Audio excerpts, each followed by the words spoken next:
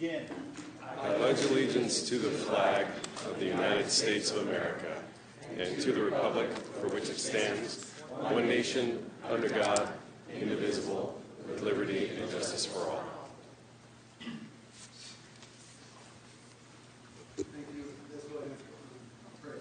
Father, we come before you. We just want to thank you, God, for this evening. We ask, God, for your infinite wisdom, your discernment, your insight. And we ask here this evening, God, that you would just be with the mayor, the city council, and all the community members. We also pray for the first responders, the fire, law enforcement, and medical first responders. We ask, God, that you would just continue to be with us every moment in every direction. In your name we pray. Amen. Amen. Thank you, Jesse. Moving on to employee introductions, Community Development Director Sharon Gilroy to introduce Aaron Campbell, please. Good evening, Mayor, council members, and members of the community. Tonight I'm excited to introduce our new senior planner, Aaron Campbell. Aaron comes to us from the city of Pacific Grove, where he served as the senior planner and acting principal planner, overseeing current planning operations and serving as the technical advisor to multiple boards and commissions.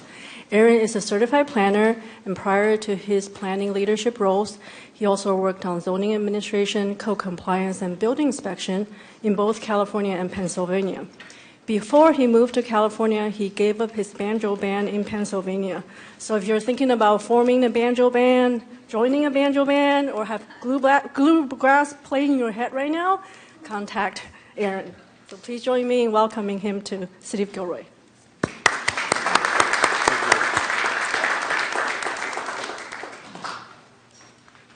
Thank you, Director.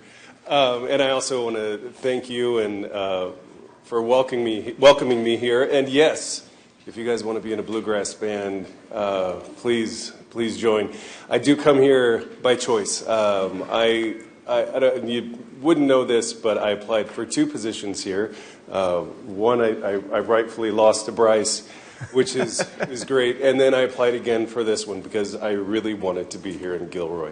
There's a lot of growth. There's a lot of help and benefit that I feel like I can participate with here. So thank you for welcoming me here, and I look forward to serving this community. Thank you, Aaron. Moving on to item 5, ceremonial items. We have 2 proclamations this evening.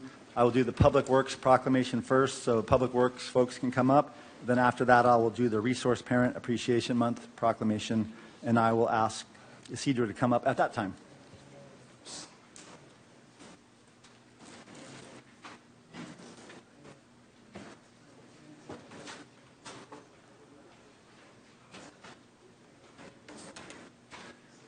These are shy people. I know. Usually they aren't. Okay, I have a proclamation, City of Gilroy Proclamation, National Public Works Week. Whereas public work professionals in the City of Gilroy focus on infrastructure, facilities, and services that are essential to building and maintaining a sustainable, resilient, thriving community, and to protecting public health, enhancing quality of life, and supporting the well-being of all residents. Whereas the City of Gilroy benefits daily from the commitment, expertise, and hard work of its public works employees, who play a vital role in maintaining safe streets, reliable utilities, and essential public services that support our growing community. And whereas the year 2026 marks the 66th annual National Public Works Week, sponsored by the American Public Works Association, now therefore I, Greg Bozo, Mayor of the City of Gilroy, do hereby proclaim the week of May 17th through May 23rd, 2026 as National Public Works Week in the City of Gilroy, and urge all residents to join the American Public Works Association and local agencies in recognizing the dedication public works professionals who serve our community and contribute to the safety, health, and quality of life for all. Congratulations.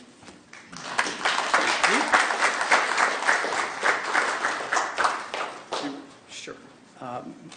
Mayor, council members, and community, I'm certainly honored to be here representing approximately 90 staff between utilities and public works who every day go out and do the tough stuff.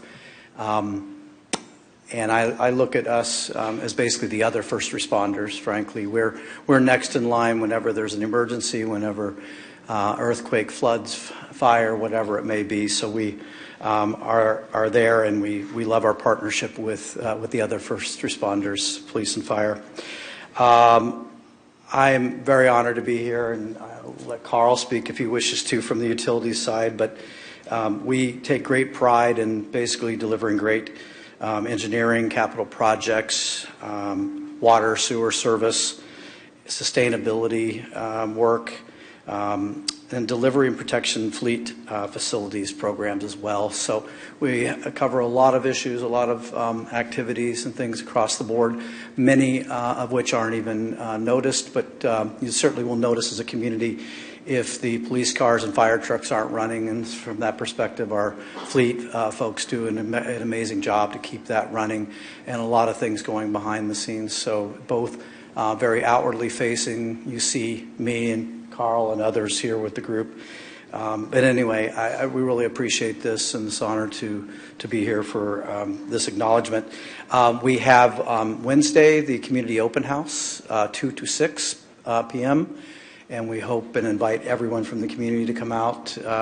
I'll call it touch a truck, but also come and talk to folks. And there'll be some, I think, some fun activities, some issues. We also have a free compost giveaway, so if you're looking for compost, there'll be a large buckets of compost available for that, and we hope to see you there. Thank you. Carl, you want to say something? Thanks. If you guys will please hold tight, we'll do the second one, and then I'm going to ask you guys to take a photo with council. So next, I would like to invite up Isidra Fausto, please.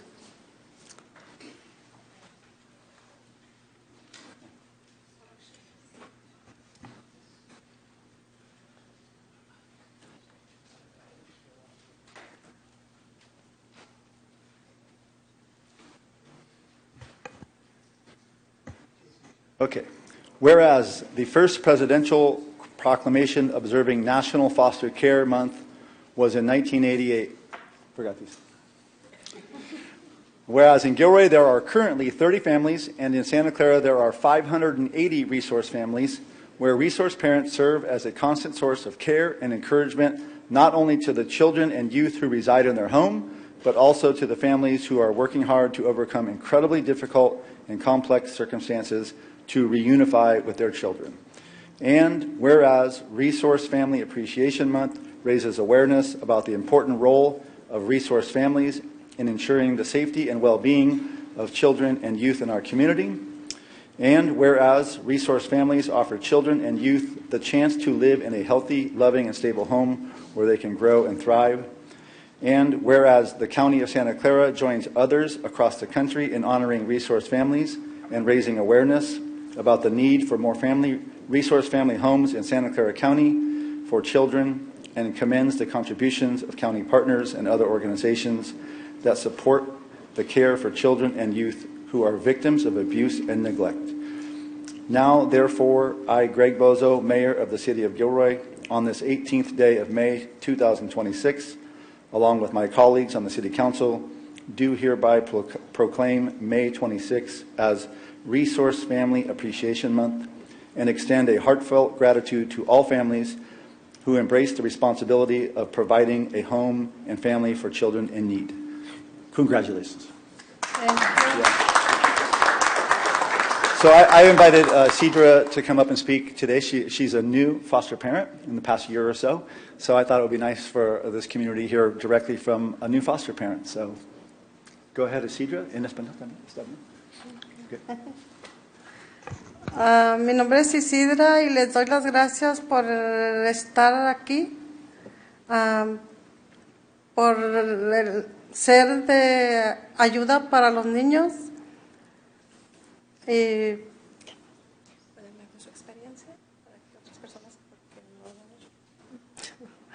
okay, lo que he vivido con el niño que tuve fue muy bonito. Yo no tengo hijos. Pues eso fue una experiencia muy bonita estar con él, ayudarlo con su incapacidad. ¿Qué más? Ay, gracias. Gracias.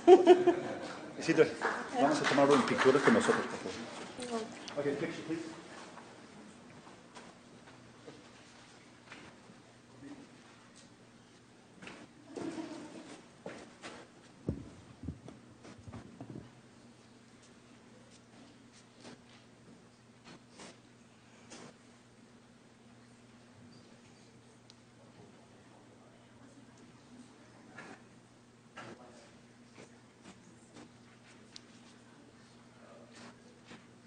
Ready? 1, 2, 3. All right, that's good.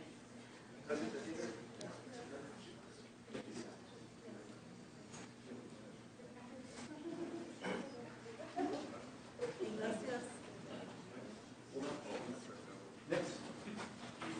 Big group coming in.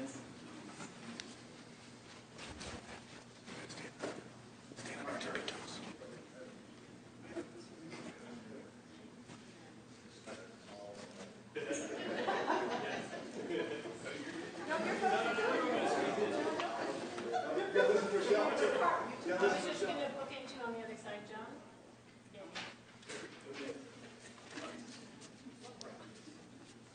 All right, ready? 1, 2, 3. We're going to take a couple more. 1, 2, 3. All right, we're good.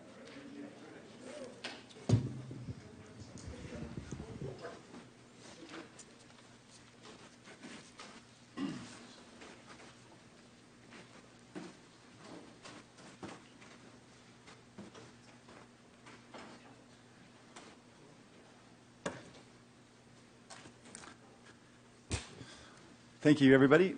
Moving on to item number 6. These are presentations to council. We have 2 today. The first one will be the annual presentation by the Gilroy Chamber of Commerce.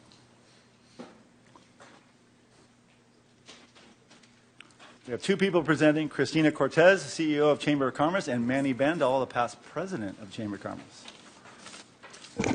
Good evening, Council and Honorable Mayor and members of the public. My name is Manny Bandel. I'm the past President and CEO of the Gilroy Chamber of Commerce, past Board Chair, and still an active Board member for the Chamber.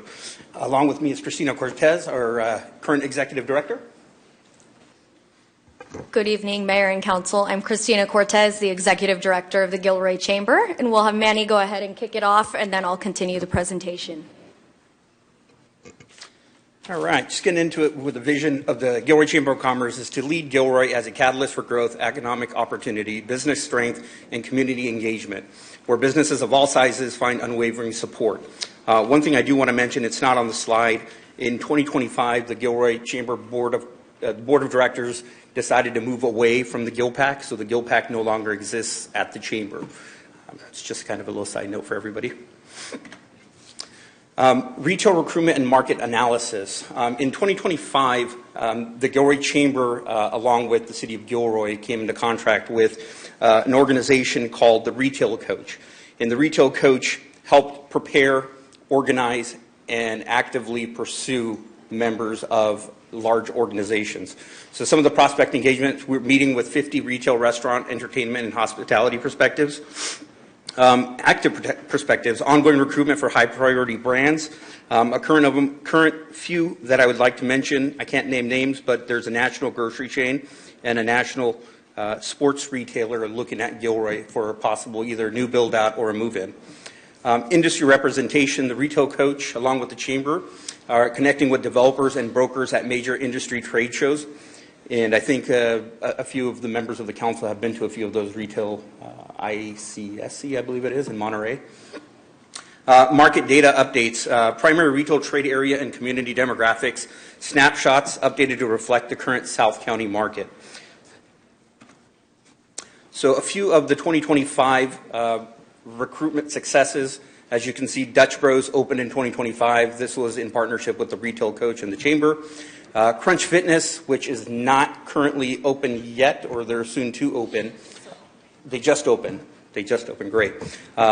They were a prospect in 2025. They got their applications in, and the Chamber, along with the Retail Coach, helped push that through. And then there's a few infill spaces at the Pacheco Pass Center. that the Chamber and the Retail Coach looked at also filling. Some of the market analysis, I know this is very small, you can't read it. The demographics, they look at age, they look at race, they look at income levels, they look at the population size, they look at the traffic counts in and outside of Gilroy. A lot of this is pinged off of cell phone data. They're able to track the cell phone data in and out of Gilroy to see who's coming into Gilroy to spend money, and also who's leaving Gilroy to spend money at malls or other communities around us. And with that, I'm going to pass it to Christina. So one of the projects that we do in partnership with Visit Gilroy is the annual yearbook publication that we use through the Sharks, San Jose Sharks publication that they do. You can see this ad right here. It's featuring the Gilroy Garlic Festival, the Ale Trail, Taco Trail, and the value-driven premium outlets. So the intention is to reach San Jose audiences, and it goes to over 50,000 homes to market Gilroy. Workforce development. This is one of the areas that we really focus on in this contract that we have and the work that we do. So many of you are familiar. I know that Kelly was there, Tom was there at our annual Rock the Mock event that we do in partnership with Gilroy Unified School District, Chick-fil-A, and Amazon Web Services. But in 2025, we had about 90 adult volunteers and a job fair featuring 15 businesses working with the school district to ensure that our high school students know about all of the different careers that they can go for, the college opportunities that they have, and really above all of that is to make sure that they know that there are Gilroyans here that care about them and can provide feedback to them. For many of our high school students, this is the first time that they've ever done an interview. It's a practice setting, but it's a chance for them to practice their skills, fail before they actually go to a job interview. So we're happy to continue that partnership. And then another thing with workforce development that we're really building out and strengthening, thanks to feedback we've gotten from GUSD as well as Gavilan College, are that our students aren't necessarily aware of all of the opportunities that they have here locally. So they're not aware, aside from college, they're not aware of the CTE pathways or the trades and all of the other jobs that they can do. We're really fortunate here in Gilroy that we have those jobs. It's just kind of low-hanging fruit, connecting our employers with the school and with college students. So a part of that is building out the internship program that we're working on to connect them with those opportunities. And then priorities for the Chamber. Again, workforce development, expanding our educational workshops with regional partners. We've hosted several, like navigating low cash flow, how to access business credit, what kind of financing is good for your business, whether that be equity, credit, et cetera. Fostering an ecosystem that supports entrepreneurs and startups, not just our traditional brick and mortars, but folks that have perhaps a food truck. For the first time ever, we actually have a food truck as a member of the Chamber of Commerce, and we're really looking forward to expanding the kinds of businesses and the service that we offer as the business landscape changes for so many. I think a lot of us learned that after COVID, but the entrepreneurs as well. We have a lot of young entrepreneurs that want to have online businesses, e-commerce, and all those different offerings. Formalizing our business walks with the City of Gilroy to gather feedback on the business climate.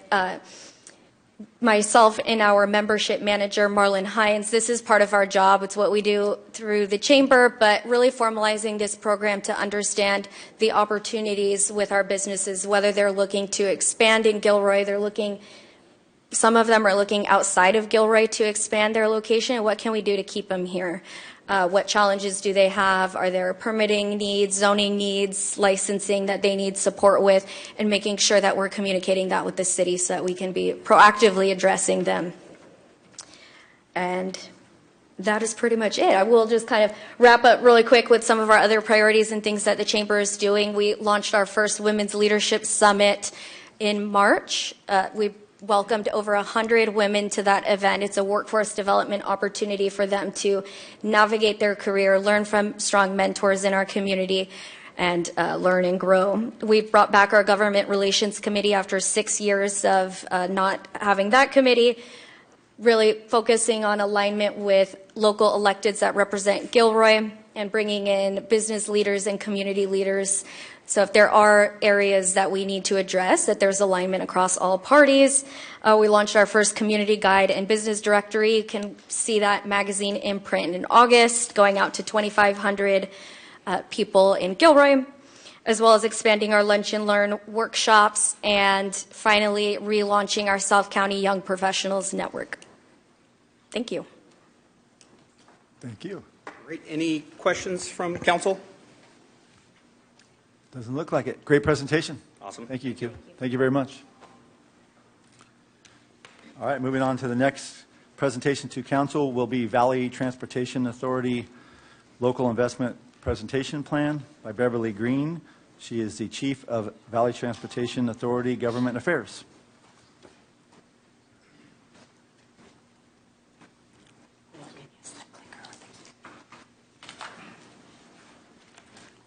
Good evening. My name is Beverly Green, and I'm the Chief Government Affairs Officer at the Santa Clara Valley Transportation Authority, and I'm joined by Policy Analyst Jonathan Perez.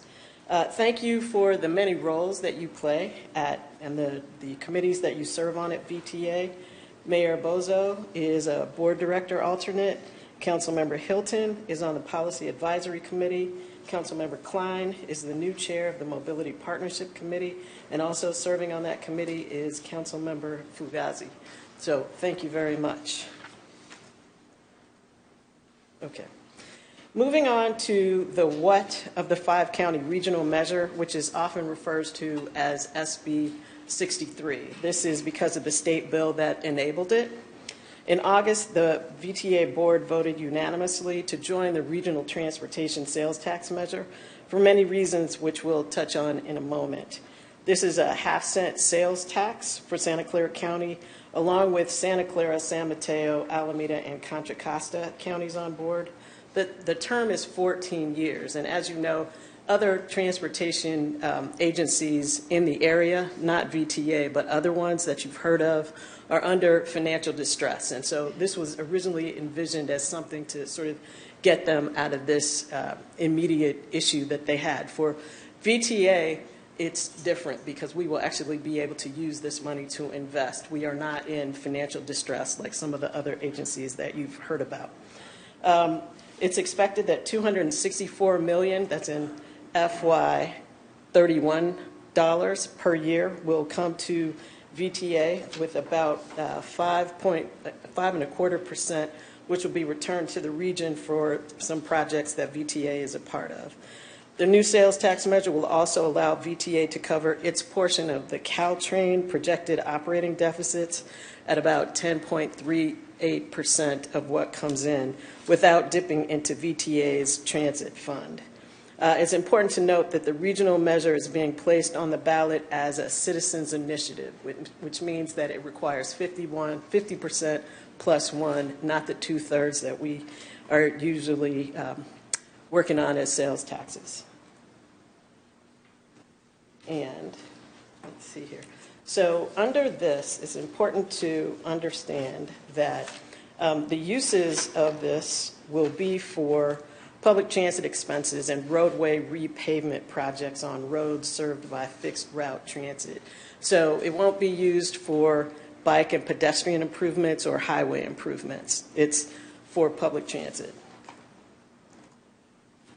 And so what we are doing is we are in the process of putting together an investment plan for Santa Clara County. To help us, we've identified 3 outcomes that we're hoping to achieve with these funds. The number 1 is to grow ridership. Number 2 is to increase productivity. Number 3 is to enhance the customer experience. And we'll evaluate projects and programs from the investment plan based on these desired outcomes. We've also developed 3 strategic areas to help us organize the plan that you see on the screen. They are the foundation, which is the core of our transit system, and we'll use the data to drive our decisions for changes to our services. We'll reimagine what is required for modernizing our business model and improving service, and transformation, which focuses on new technologies and developing strategic partnerships to improve the system.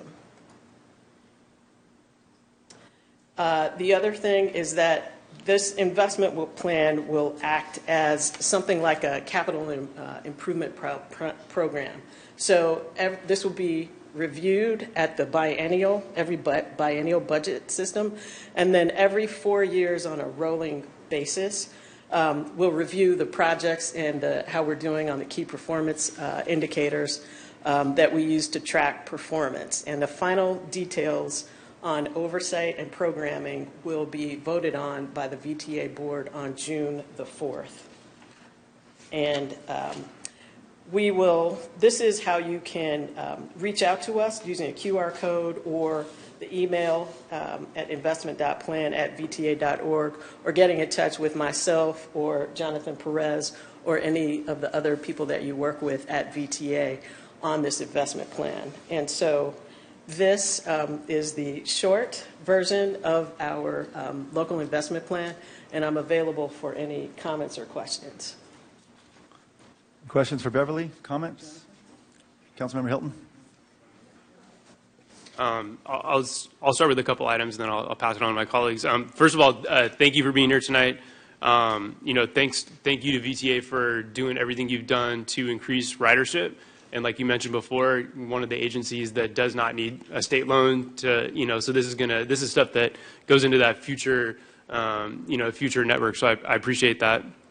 And I appreciate you all also, being so close and working with our city staff and your development review team, providing those comment letters and stuff, and really shaping our corridor and making sure that transit has its name in there. And so I was at the VTA PAC meeting last week hearing you speak, and I gave you my feedback there too. And one of the things that I keep hearing from a lot that I really want to reemphasize for here is just getting back to the basics, right? It's all about ridership, increasing that ridership, making those investments, safe and clean buses, the bus stops. We talked a lot about the bus shelters, investing in those. And also, you guys own the transit center that's here in our downtown, and I know that it's on the TOD work plan, but it could really use just like a simple paint job right now. Little things like that I think could go a long ways of those that intersect there. San Benito County Express and all the other Monterey Salinas, transit comes through there. I think it would just really encourage ridership and show a little activation in there. But the last thing I want to say just on activation, thank you guys for always showing up to our festivals and stuff and tabling. That's important for you all to do that. So you keep being visible and stuff like that. So I have a few more items that I'll add, but I'll let my colleagues go next. So thank you for your presentation. And you mentioned that June 4th, they will be deciding exactly what will be on the investment plan. On the investment plan. And my colleague here had a couple of good suggestions. But can you tell me what is being proposed specific to Gilroy? So it is an investment plan with general areas, the 3 areas that I talked about. It's not like a traditional expenditure plan where you have a list of particular projects. This is meant to be flexible.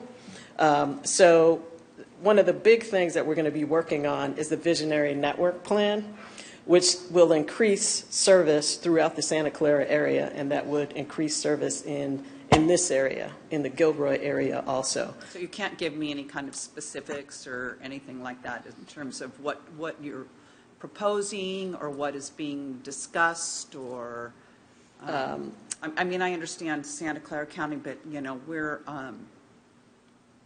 not, we're really at the very tip, the end of Santa Clara County, and so I'd like to know specifically what would benefit the residents of Gilroy in terms of the investments. So I don't have an expenditure plan list, which is I think what we're usually used to, that says specifically this particular line. Because it's just the 50 plus 1% rather than the 2/3, so you don't have to specify that. I wouldn't necessarily say that. There's also there's a timing element. But I can tell you that there's been the visionary network plan that, and let me just, without going into a lot of history, about 20 years ago, VTA had to cut its service tremendously. You know, remember the Great Recession. And that was something that was just done. VTA did that in Santa Clara, and we never recovered that service. And so this is one of the plans that we've been looking at and tweaking with the idea of, if we had the service, how could we improve it all across the county to provide the service that we should be able to provide to all of our communities. So I don't have a specific expenditure plan, but our planning people are working with your planning people of the city of Gilroy, and it will be a process where every biennial budget will look and we'll say, okay, let's see how we're doing, how we're doing with key performance indicators, how we're doing with the ridership in these particular areas. We know the places where they're the most ons and offs, to speak, the places that generate ridership, and we know the places that are thin in Gilroy. Those are some of the places that we'd like to increase. You're welcome. Councilmember Klein. Yeah, being a part of the mobility partnership, and that's the key word for that, with VTA, Caltrans, naturally San Benito County, Morgan Hill, and Gilroy, and working together. It's a great partnership, and I really appreciate that, and being a part of it for 3 years and building the relationship with the guys of VTA. And talking about needs, we need that 40 to 45 million for the extension for Santa Teresa, and we're talking about that, seeing how that gets funded. So that's something we're working towards. We need it. So, but appreciate you coming tonight and sharing. Thank you. Back to Councilmember Hilton. Thanks. So I'll share one of the tangible things that this can sort of like push us through. So right now, the Rapid 568, it only runs Monday through Friday, right? And it's every 30 minutes. It does not run on the weekends. So this would be one of those things where we could increase it on the weekends, right? So that would be a benefit, to members of Gilroy and San Jose, because that corridor 568 to be able to go on the weekends. Number two is that the frequent 68 runs every 15-minute headway along the Monterey corridor from here to Diridon, along with Beverly didn't mention it, but one of the other things that they're trying to do is transit signal priority. And one of the investments that you'll see in the future coming back here is that they're really trying to speed up transit along the Monterey corridor from Gilroy to San Jose. Transit signal priority is one of those things that's doing that. And one of the things, and we talked about this last week in the PAC, one of the benefits for that is sometimes it can go from 15-minute headways to all of a sudden it's down to like 14 and then 13 and then maybe even 12, right? So that gives more frequent service, rapid service, and planners love it, and those that use transit love it because it's really easy for us to tell somebody like, hey, get yourself to Monterey Road and find a bus stop, and a bus will be there every 15 minutes. And that's really what this board's trying to work on. That's what their staff's trying to work on is get to this point, and that's why it's nothing tangible. But they want to get to this point where you really don't have to think too much about it, whether it's an app you're using or whatever. You're literally just able to go down there and not have to worry if the bus is coming or not coming. It just comes every 10 to 15 minutes. But the other thing too is the investment in the bus shelters. And so some of the bus shelters down here on Monterey Road are really bad. And they're not inviting. And there's ways for us to turn those in. I turn those in. But if you look at some of the cities up north that have more frequent transit, just because they have more ridership, like Beverly said, they're able to tell like how many ons and offs they get at certain places, and that's where they really want to invest those really high-tech bus shelters. Some even the bus shelters, they know if people are riding their bikes and they want to leave their bikes, they'll put bike racks in there. So it's that futuristic type stuff, and I can promise you that as a member of the PAC and the mayor, the alternate on the board seat comes back to Gilroy next year. These are the kind of things that we want to hear from the community and from our fellow council members, and this is this kind of futuristic stuff that you can see me trying to push up there during the expenditure plan, and whatever they end up approving in June and beyond, myself and the mayor promise that we will bring all that back and give you actual tangible things that make it better if this passes in November, or even it gets on the ballot. We don't even know if it's on the ballot yet. Thank you. Any last comments, Beverly? Thank you for the opportunity to speak with us. And just so you know, we have millions and millions of slides, and they have been seen by a couple of your board directors. I wanted to make sure that I was in the allotted time. But I can share with you much more detail. We can maybe come and give you a briefing individually so that you know. Thank you very much. Thanks for coming in. Thank you. Okay, thank you. We're going to move on to item number 6.3. We're going to move to public comment. This is public comment by members of the public on items that are not on the agenda but within the subject matter jurisdiction of the City Council. Thank you, Mayor. I'm going to call up Arcelia O'Connor, followed by Bill O'Connor, and then George Rosas.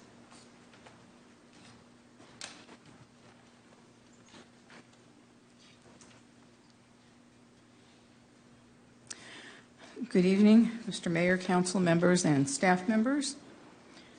I am a first-generation American. My parents were both from Mexico and became proud American citizens. My father came to the U.S. more than 100 years ago and was a World War II veteran. He loved America with all his heart. But I'm glad that my mom and dad are not with us now, because I know their hearts would be broken about what has been happening in this country where I and my siblings were born. The sadness, hate, lawlessness, and in too many cases, death that has been inflicted on many individuals by ICE agents, including American citizens, that has engulfed this nation is now on Gilroy's doorstep. And even though it may not be within our city limits, it will affect our community greatly. So I implore you, I urge you to oppose the ICE detention center that is slated for construction on our doorstep before it's too late. Democracy, our democracy, is on the line, and it can die one step at a time. So please, don't let Gilroy be one more step on that path. Silence is not an option. The time to speak is now. Thank you. Thank you.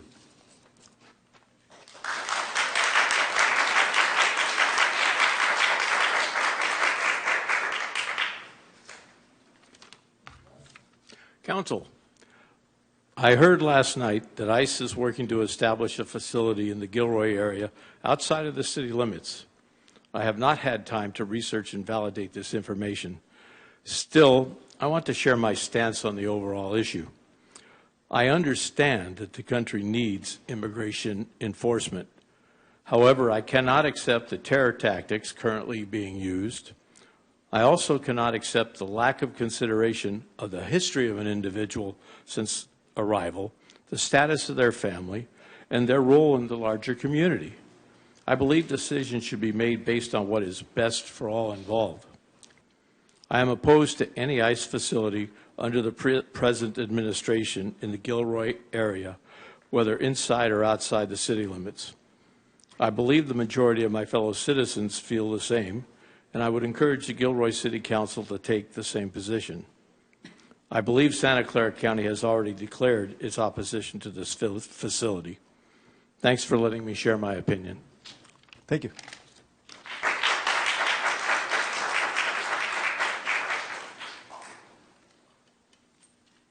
After George will be Frank Logan.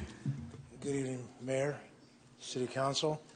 Thank you for the opportunity to voice the concern I have in my neighborhood. I live at 7340 Alexander Street, between Old Gilroy and 6th. We have a high-speed problem in our street there. We have a lot of kids. I have a 22-year-old daughter that backs out of our driveway and constantly is almost getting hit, run into with unruly drivers that do no respect. So I've come to city engineer, talked to him about it. I've talked to traffic police. Nothing's been done. They're going 50 miles an hour on my street. And I would invite any one of you to come sit on my porch and watch this, you're welcome to come. I'll have lemonade for you if you want. And hang out for just 10 minutes. And you'll see what I'm talking about. I don't know if I'm represented on the east side. Do I have a representative that represents my side of town? We don't have districts until this election coming up this year. So it's coming up. So we all represent you. It's coming up, right? Yes. Okay, it's good. That's good. Because I feel the east side is neglected. Okay? I go over on Long Meadow. There's speed bumps all up and down Long Meadow. I've asked for speed bumps in my street. Nothing's happening. Before somebody loses control of a vehicle and crashes into somebody's house or runs over kids, somebody needs to do something. That's why I'm here today, to bring awareness to you folks. I lived here all my life. Went to St. Mary's, went to Gilroy High School on IOOF, went to Gavilan. I've been here a long time. And now that I'm 68, I've never come too much to come and ask for help from the city because I thought everything was running pretty good. But I just see it's not. And it's a simple thing of speed. That's my concern. Thank you, George. Okay? Thank you very much. Thank you for your time. You got it. Frank, followed by Lorena. Hey, is there somebody I can talk to?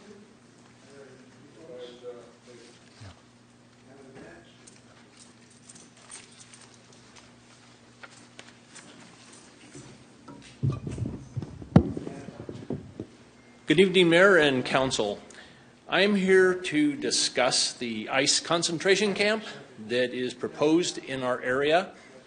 And I think the biggest issue is we're confused about where is it, who's involved, who's not involved. But I don't think as a community it's a good idea to have an ICE facility here in our area. I am here my name is Frank Logan, and I'm here with my wife Suzanne.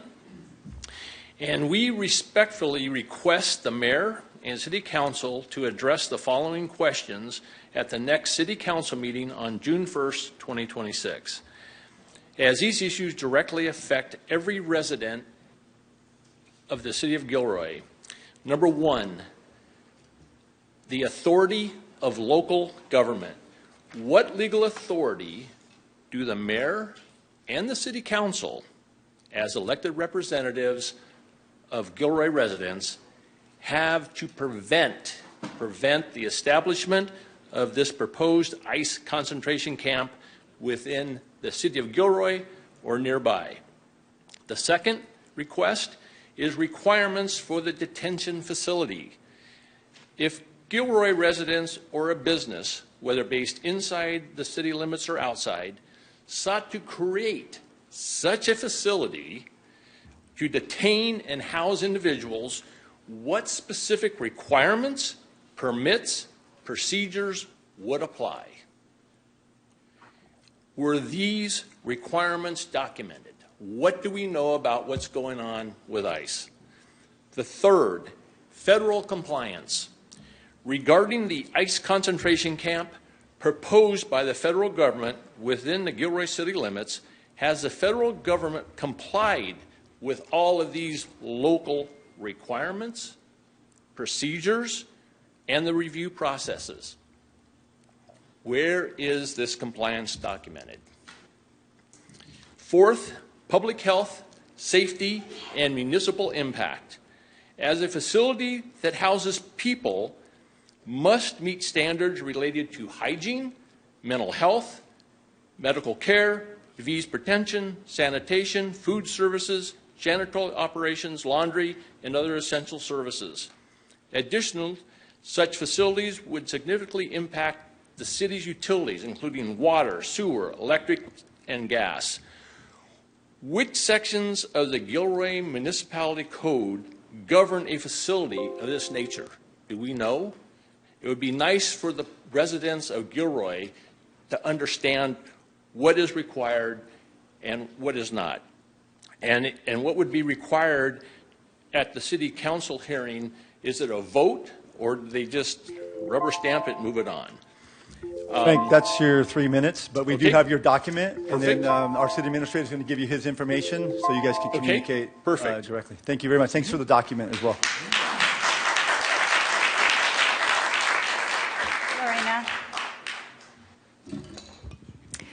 Good evening, Mayor Bozo and City Council members. My name is Lorena Cariba, and I am a long-term resident of Gilroy, educator all my life, and I'm currently sitting at the Board of Trustees at Gavilan College. The speaker right before me said most of the things that I wanted to ask and say, but I'm here to make sure that I express the horror and concern that I have about the opening or the prospective opening of an ICE processing and detention center right in the vicinity of Gilroy.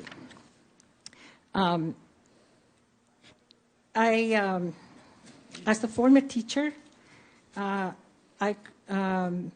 witnessed rates that totally terrified the students that I taught, because I always taught in migrant education programs, recent immigrants and homeless students programs. I witnessed one of them right outside one of my schools in Hollister, and then later on in Santa Clara County, where detention agents were posted outside of summer school waiting for parents to come in to pick up students. We cannot teach students that live in that kind of fear. We cannot, I mean, the fear and the horror that spreads to a community that is experiencing these kinds of things, and with the upcoming of such a center in our city, that is going to become, I think, the norm.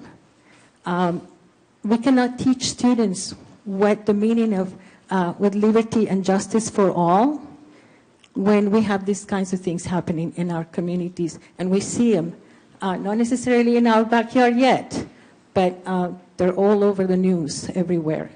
So I really ask you to stand responsibly against this kind of facility, and also just so help students. Gilroy Unified is barely coming back, is still fighting declining enrollment. Gavilan College is barely coming back to our pre-pandemic enrollment students. We have students that have told us that they have not enrolled in school in Gavilan because they're afraid if they're going to be safe coming to school. So I am here to plead with you to do the right thing and to really help us clarify what's really going on. Thank you. Thank you, Lorena. I have no further speakers. Okay, thank you, everybody. Moving on to item number 7, reports of council members. Councilmember Bracco. That's in a report. Councilmember Marks. Yes, I have a report. A week ago, I attended the Cherry Jubilee News Media event at Gilroy Gardens. They had very tasty cherry appetizers, sandwiches, hamburgers, desserts, and drinks to promote the Cherry Jubilee month that starts in June. Go out and see for yourself and see what a wonderful time you will have experiencing all of this. I also had the honor of participating in a panel discussion hosted by Casey Astorga last week at Gavilan College on what it takes to be a city council person. Some very interested folks attended, but too seriously considering running. A big thank you to Casey for doing this community event. I attended the Sister Cities meeting last Tuesday. They showed us the trifold they are having created to promote the club, which could lead interested folks into becoming a member. They also tossed around ideas for a more social media presence to encourage increased membership. With a media ambassador, they hope to attract a younger crowd. They discussed their invitations to the Sister Cities for the upcoming Garlic Festival weekend. An itinerary discussion was held on activities for the 6 days the people are here. That's it. Thank you. Councilmember Hilton. Thank you. From the ABAG General Assembly Delegate, Association of Bay Area Governments, or ABAG, is the official comprehensive planning agency for the San Francisco Bay Area region.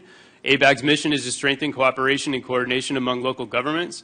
As our city's delegate, I've registered for the General Assembly and Business Conference on June 18, 2026 in San Francisco, where we will determine policy, receive a regional housing needs allocation, or RENA, for the 7th cycle housing element presentation, adopt the annual budget and work program. In addition, the General Assembly reviews policy recommendations from the ABAG Executive Board, establishes annual membership fees, and reviews the bylaws of the ABAG Association. As in my expanded role as Vice Mayor, I've also continued to build upon the relationship with the Gilroy Museum by bringing 3 more pieces to the admin wing of City Hall. Anyone that's visiting the admin wing of City Hall, please feel free to stop by and check out the Mayor's office, where you will see 2 framed black and white aerial photographs of Gilroy. One is taken looking west towards Hecker Pass from the Holsclaw Road, and the other is looking north from State Route 25 interchange towards downtown Gilroy along Monterey Road before Highway 101 was built. Both pieces were taken by an unknown photographer from the 1960s. The third piece is located on the wall between the mayor's office and the council member's office. It's a framed color aerial photograph of Gilroy. Image is taken north from the south of Gilroy, starting a little before Monterey Road, off Highway 101, and that was from Aerial Concepts. Is the photographer from 1991, and then every few months, what we're going to do is just to continue the relationship and switch them out. Thank you. Thank you, Councilmember Ramirez. Yes, I actually joined Councilmember Marks in a couple of these events. I also attended the Cherry Jubilee Media Day, and we were treated to over 50 various cherry delicacies that will be available. I left there so darn full. It was so good. And they have also won an International Association of Amusement Parks and Attractions Brass Ring Award. The food is really good, people. You got to get out there. It's June 5th through July 5th. I also served on the panel with Councilmember Marks up at Gavilan, and it was a great experience. And we just talked about what it takes and how you run for office. I have been accepted into the 2026 Focus Agriculture Program. This is an Agriculture First in the Nation educational program. It's similar to like Leadership Gilroy, the leadership programs. It's an opportunity for community leaders to participate in a 9-session intensive program acquiring knowledge about a broad spectrum of agriculture. The program has actually won a national award, and several communities throughout the United States have duplicated this program. The once-a-month, day-long seminars, including farm tours and hands-on experience, I'm honored to have been selected and look forward to starting the program. And a special thank you to Joni Lewis for sponsoring me. I was able to once again participate in St. Mary's 8th grade student learning plan presentations. Councilmember Klein joined me. I heard from 2 8th grade students as they took me through their faith and learning experience at St. Mary and how they plan to use these lessons learned as they move forward into high school. And it was encouraging. I think our future is bright. Was able to take a tour of Intuitive Surgical. It's incredible what they can do, how the high tech has incorporated with the surgeries, and it's great to have them here in Gilroy, and I look forward to seeing them grow their campus. I attended the Santa Clara County Peace Officer Memorial Celebration at the Sheriff Department, and it was a wonderful opportunity to remember officers who paid their ultimate sacrifice and to honor the loved ones that they've left behind. At this month's Cities Association, I joined elected officials from all jurisdictions in the county as we voted to support 7 Assembly and Senate bills on a number of different issues, including e-bikes, housing elements, and funding for the unhoused. I had the privilege of presenting, along with Councilmember Hilton, awards during this year's Little League Challenger Jamboree event. Gilroy Little League hosted 8 Challenger baseball teams from across the Bay Area, including 2 from Gilroy, to celebrate the athletic achievements of athletes with mental and physical disabilities. This is an incredible event. So big kudos to all the organizers and volunteers, and congratulations to all the participants. And I just want to say on record, in regards to the proposed detention center, I would like to propose that the council discusses sending a letter of opposition.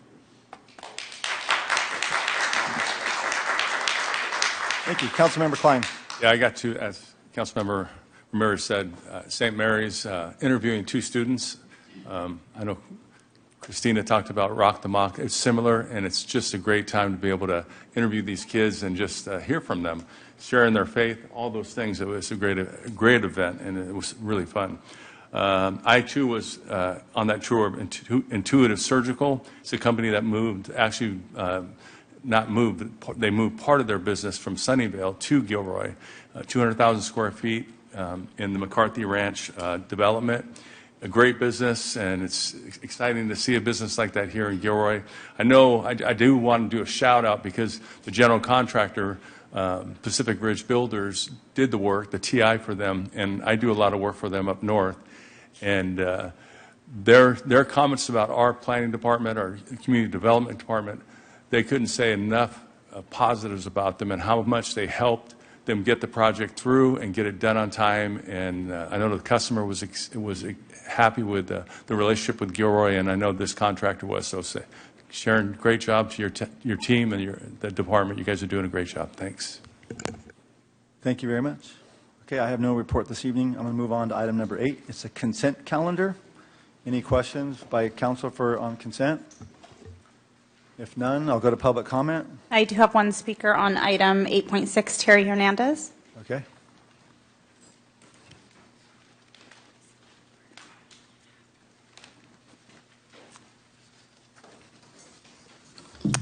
Hi, good evening, Mayor and Gilroy City Council members. Thank you for your time today. I'm here to show my support for the approval of funding for community events allocated for fiscal year 2027. Thank you. Thank you, Terry. I have no further speakers. Okay, I will entertain I have a first, a motion. A second. And a second. I have a first by Councilmember Bracco, a second by Councilmember Klein to approve the consent calendar of items 8.1 through 8.9. Roll call, please. Councilmember Bracco. Yes. Councilmember Klein. Yes. Councilmember Hilton. Aye. Councilmember Marks. Yes. Councilmember Ramirez. Yes. Mayor Bozo.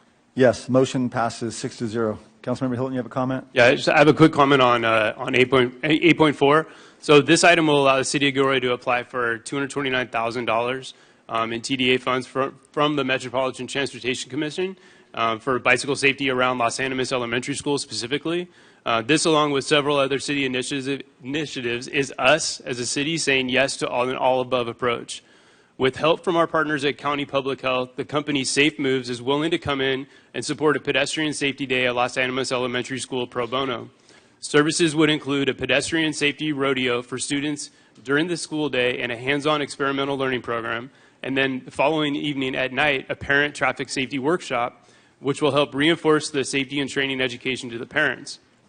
This service can help complement and support a comprehensive school safety plan requirements under California Education Code. I'd like us and the community to continue to advocate to the GUSD district office and the board members of GUSD to say yes and not the initial no to this free opportunity. As GUSD continues down the path of declining enrollment and potential school closures, this creates impacts that weren't originally designed and mitigated for at their existing campuses, especially when you now have parents and students traveling farther distances outside of their home school boundaries or granted permission for inter-district transfers to programs offered at schools outside of their home schools. We need GUSD to help mitigate these impacts their schools bring in conjunction with us and take the free offer from Safe Moves. Thank you. Thank you very much. Moving on to number 9, there are public hearings. 9.1 is public meeting regarding the renewal of the Gilroy Tourism Business Improvement District. Staff report, please.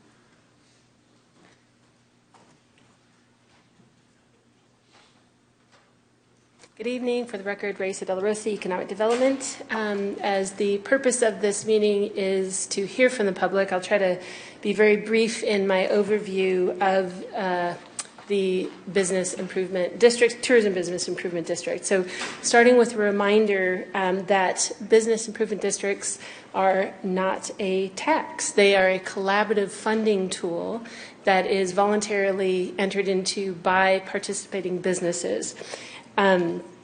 So only the entities that pay into them participate. They, in the case of tourism business improvement districts, they tend to pass those costs on to people staying in their hotels.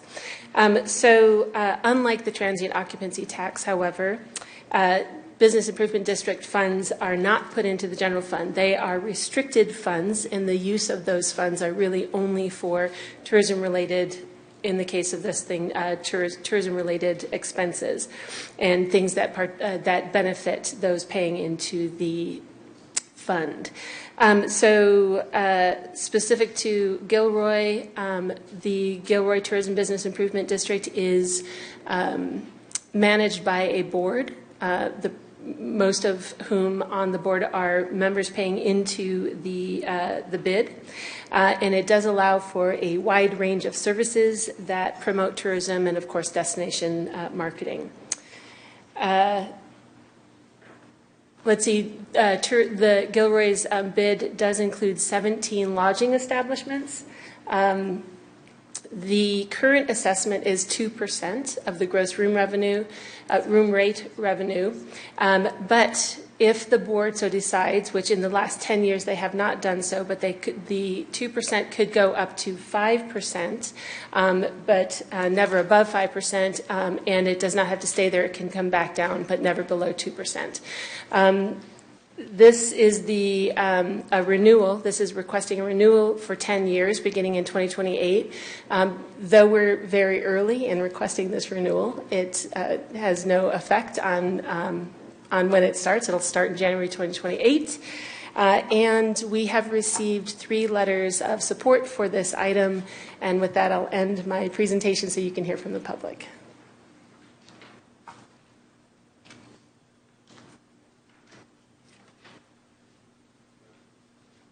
Any questions so far for staff before we go to open the public hearing? I have a question. Yes. Can you talk a little bit about the fact in the staff report, we're talking about the hotel in general, the typical hotels, but there's also some report about being over 10 rooms. But it seems like in this era that we live in with short-term rentals, in often cases it's less than 10 rooms. So under this information, that they would not be levied? That's correct. What was submitted into the management plan is that this apply to lodging businesses with 10 rooms or more.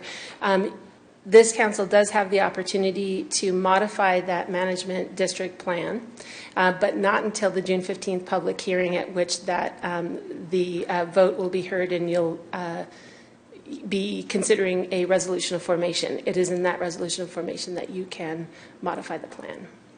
Okay. Any further questions? Okay, I'd like to open the public hearing for public comment. I have no speakers. Okay, I'll close the public hearing. Any final questions? We're just giving direction tonight.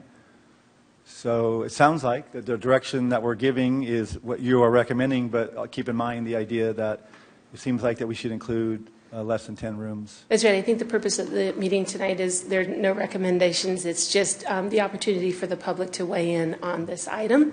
Okay. And we'll be back on, I believe, June 15th, if that's the correct date, in June, with the public hearing and resolution of formation. Okay, thank you very much. You're welcome. Okay, moving on to item number 9.2, public hearing pursuant to Government Code Section 3502.3 in relation to Assembly Bill 2561 to receive a report on the City of Gilroy vacancies and recruitment and retention efforts. Staff report, please. Good evening, Mayor, Council, members of the Gilroy community. Leanne McPhillips.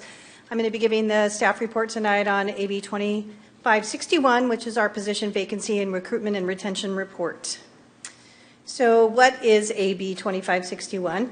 This was an Assembly bill passed in 2024. It became effective on January 1, 2025, and it amends the Government Code and the Myers-Milius-Brown Act, which is the act that relates to collective bargaining, to require us to go through this reporting process once per year. We have to hold a public hearing regarding position vacancies prior to the adoption of the budget. However, in Gilroy, we do a 2-year budget, and this is an off year, so we're not adopting a budget this year. But in order to comply with the regulation, we're here to present the annual information because we do mid-cycle budget update process, so this aligns with that process. And in this report, we need to provide the status of vacancies by bargaining unit.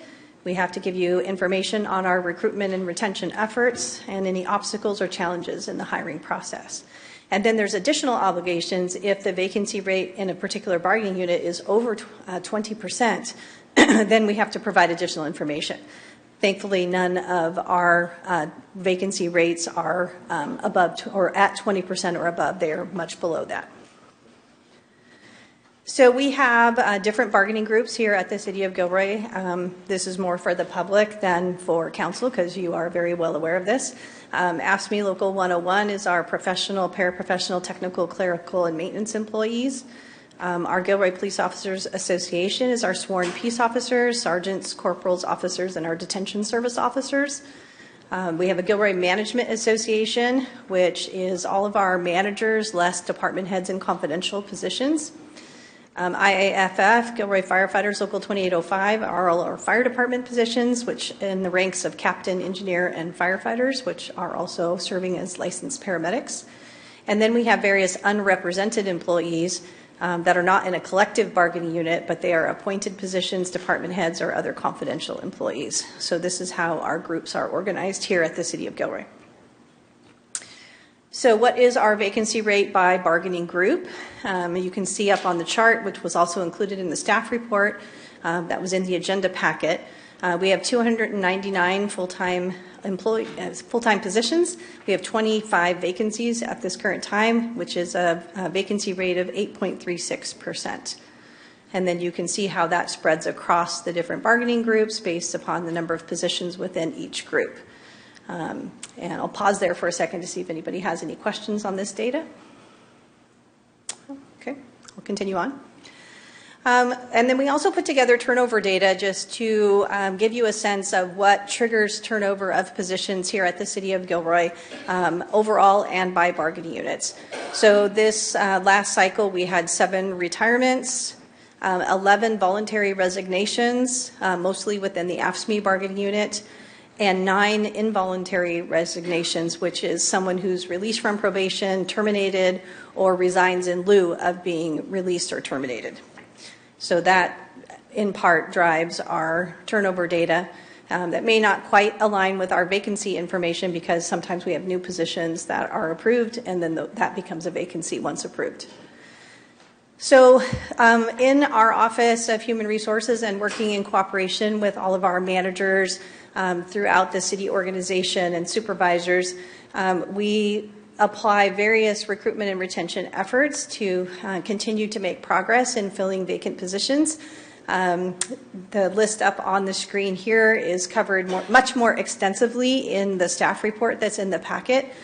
Each item describes in detail the efforts that we make to address different issues that impact our recruitment and hiring process and our efforts to retain high-quality employees.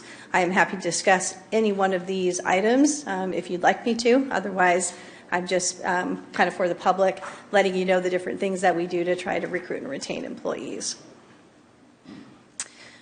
There's no action for the council to take tonight. This is receive the report and conduct this public hearing.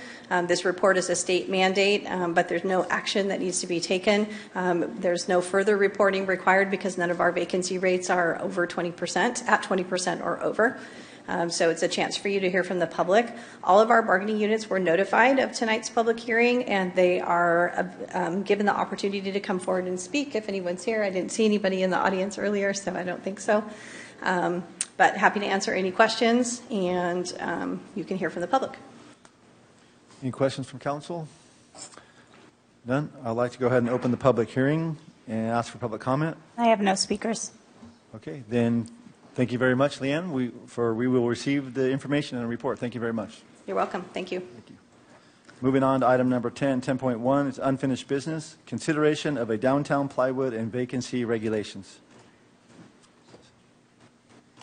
Good evening, Mayor and Council.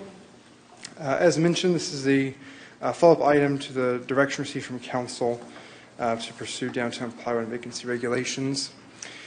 So a brief background, in 2023, a downtown committee was established and identified plywood and vacancy concerns among a group of subcommittees and focus areas that they took up. In 2024, the subcommittees presented the recommendations to the City Council, and these 2 items are added to the work plan. In spring of 2025, there are some staff capacity changes, and Gilroy Connect launched kind of deferred the work until fiscal year 26. And then November 3rd, 2025, Council directed staff to update Chapter 5D, which is the commercial space vacancies in downtown, and seek property and business owner input.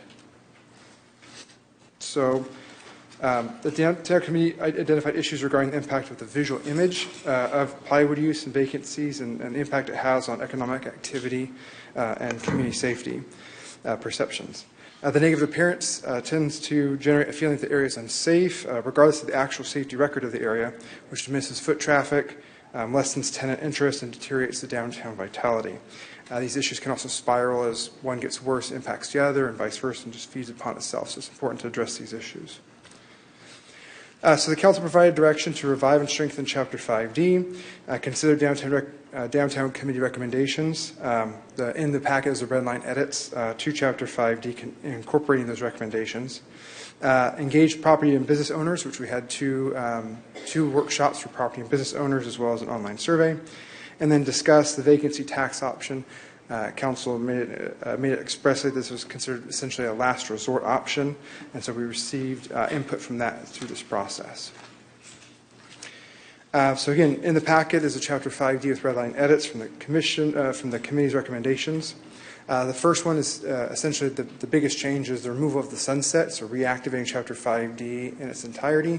This would go on in perpetuity until Council decides to change at some point in the future.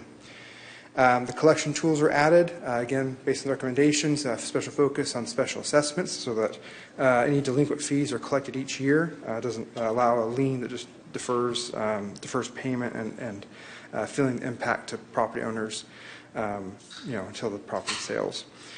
And then plywood regulations, add the prohibited materials, artwork requirements, including the requirement for community development to provide examples, timelines, and fines. It also adds the registration fees back, including the annual registration. The red line edit has $1,500 for each year. Staff is recommending a progressive fee structure based on input that we received. And we'll talk about that in a little bit later on in the presentation. The building report card is included, including visible information on vacant properties, their contacts, as well as code violations that are being incurred. In the vacancy definition, staff is recommending retaining the existing Chapter 5D occupancy framework and removing the 35% reference, but the red line edit that's in the Council's packet includes both.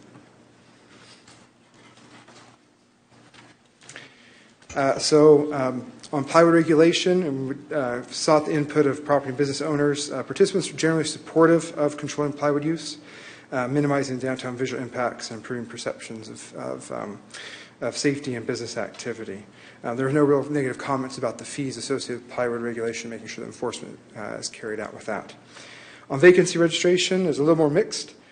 Some favored stronger incentives to help fill vacancies, but at the same time others were worried that the fees could be punitive, especially for those that are trying to actively market their properties. And the feedback on the vacancy tax was mostly negative. There were some comments that seemed to blur registration fee and tax concepts back and forth.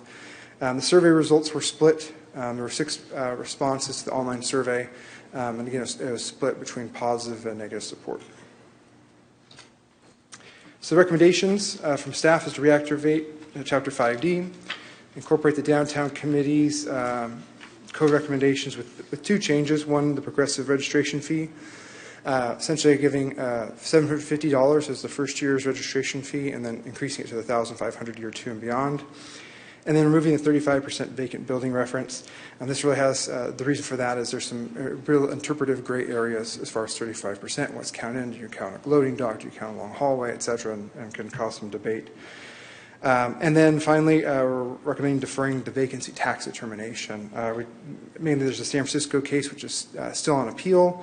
And then we also don't want to compete with the other ballot measures that are proposed for this election cycle. So council does have alternatives. One is to narrow the approach, having us focus instead on plywood regulations only or vacancy regulations only. Again, council can set different registration fees, plywood fines, or enforcement timelines. Council, it's not recommended, but can pursue a vacancy tax anyway and pursue that to put on the ballot. And then finally, council can also cease any ordinance change efforts, in which case then we continue downtown code compliance, but focusing on some of the other codes that we have currently in effect. So fiscal impact, minimal costs for the legal advertisement, obviously the codification costs, but no budget action is needed. And then the next steps, once we receive council's direction tonight, is then prepare the ordinance for update and then introduction and adoption to council at a later meeting. And that completes the presentation. Have just any questions or comments? Bryce, could you leave it on the recommendation slide? Sure. Thank you. I'm going to start with Councilmember Ramirez. I think you have questions, and then I'll go to Councilmember Marks. Just one quick question. The vacancy tax, you said that there was mostly negative feedback.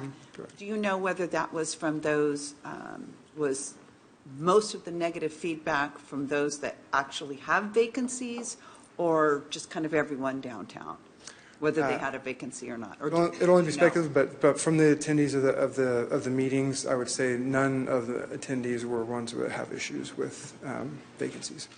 And they still opposed it? Some did, yes. Okay, thank you. Councilmember Marks.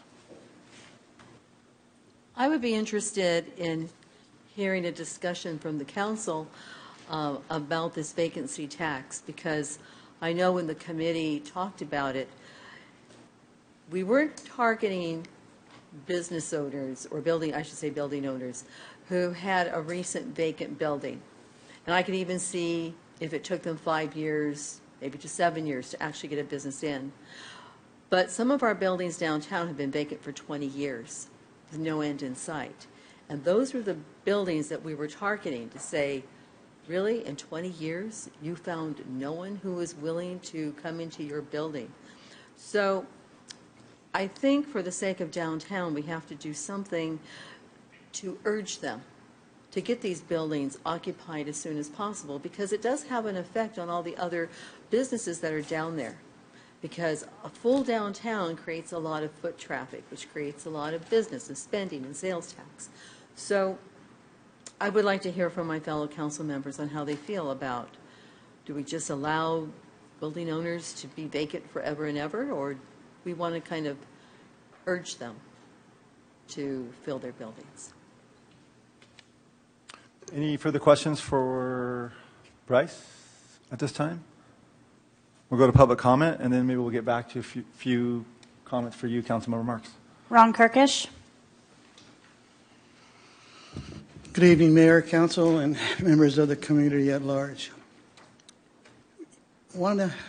I issued a letter and passed it out downtown. It's to save our cafe, the new cafe, Italian cafe, and to save our downtown. And the reason I did that was because our downtown people, owners, are very upset with the inaction or inattention that we get downtown, especially in the evening.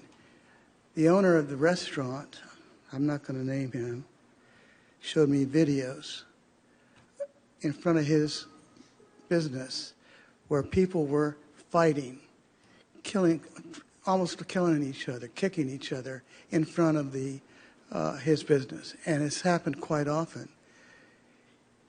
He expressed that if the city doesn't do something about this, he's going to quit. He's going to quit and go someplace else. This is a very, very fine restaurant. The food is delicious. And I'm very concerned. I believe that after my letter, there was some attention being paid. I understand that 2 of our police officers went downtown and walked downtown for a bit, but it needs to be sustained, especially during the evening hours. I hope that, I don't know if you were brought up to speed or if they talked to you, Matt. I heard that they might have. Let's do something about it, okay? Thank you. I have no further speakers. Thank you very much. Additional comments? Questions? Councilmember Klein? Well, I think about, this is downtown specific, and I get that, but I also think about, we got a district, when you think about it, First Street, and you got Leafsley Road, you got 10th Street, and you've got buildings out there that are unoccupied, or you got issues with plywood and whatnot. So I'm concerned about the big picture for the city in general, too, and how we focus through the whole place. Applying the same principle all over the city. Yeah, I would say the same. Into your comments, Councilmember Marks. I know you're looking for a little more conversation from us.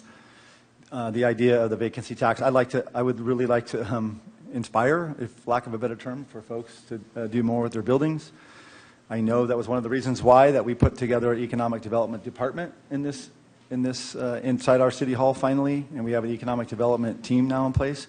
And I'm hopeful that by having a more proactive economic development plan, working in lockstep with the Chamber of Commerce, who was here earlier presenting today, that we could avoid having the vacancy tax, and especially since there's legal ramifications still happening with vacancy tax in other locations, that I'm concerned about doing that at this time.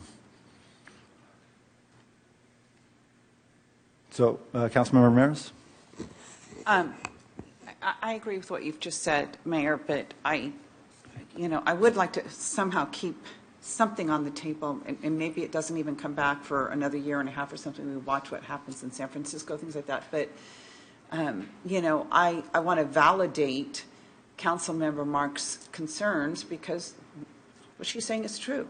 There are buildings that, it just baffles me as to why they remain vacant for decades, not just years. My understanding is that they've been approached by buyers that are willing to pay fair market price, and they don't want to sell them.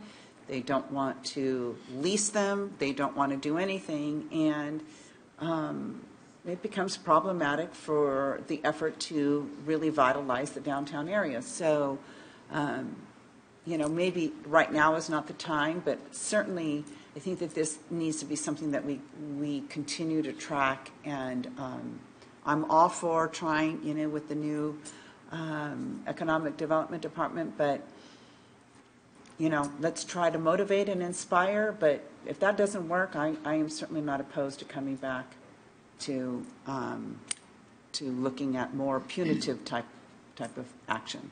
What, another 20, 30 years? No, I would say another year and a half or so that it's something that could possibly put on the next ballot.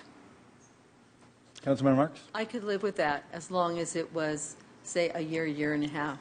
Because, yes, we do have a new economic development person. Let her have a chance at these people. See, maybe she can, persuade them to get businesses in their building. But if there's no movement in a couple of years, then I think we have to realize we have to do something a little harsher and get that downtown built. Okay, so we are providing direction tonight. So I'm going to break this in half just so we get clear direction. There's 2 staff recommendations. I'll just go over them briefly. The first one is direct the incorporation of the downtown committee recommendations, such as amend the vacancy registration and renewal fee, and remove the 35% reference inclusion for determining a vacant building. We agree on that one? There was no comment or feedback on that, so do we agree on that one? No.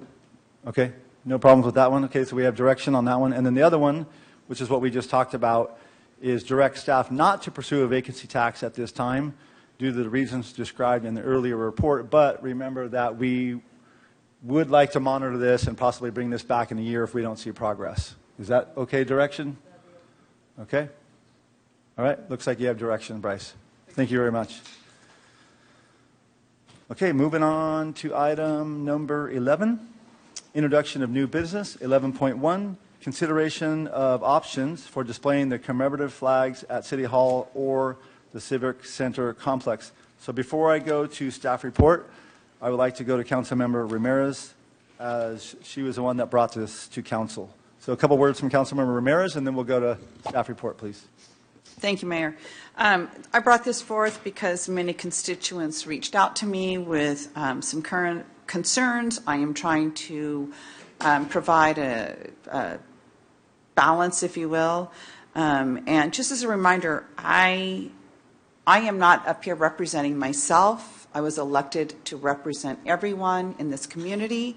And so this is why I brought it forth as a fair memo. Thank you. Thank you. Okay, John, you're next. Thank you. Thank you, Mayor, council members, community. Tonight, we're considering options for the display of commemorative flags at City Hall or the Civic Center complex. The basic request tonight is a series of questions. Does the City Council wish to look at installing a third flagpole for the display of commemorative flags? If yes, where? Does the Council wish to consider modifications to the flag flying policy to coincide with the installation of a third flagpole? And if yes, conceptually, what revisions would the Council like to see? As noted, on February 23rd, the Council considered a fair memo presented by Councilmember Ramirez, and the Council ultimately concurred with scheduling this item for a future meeting, which is today on that.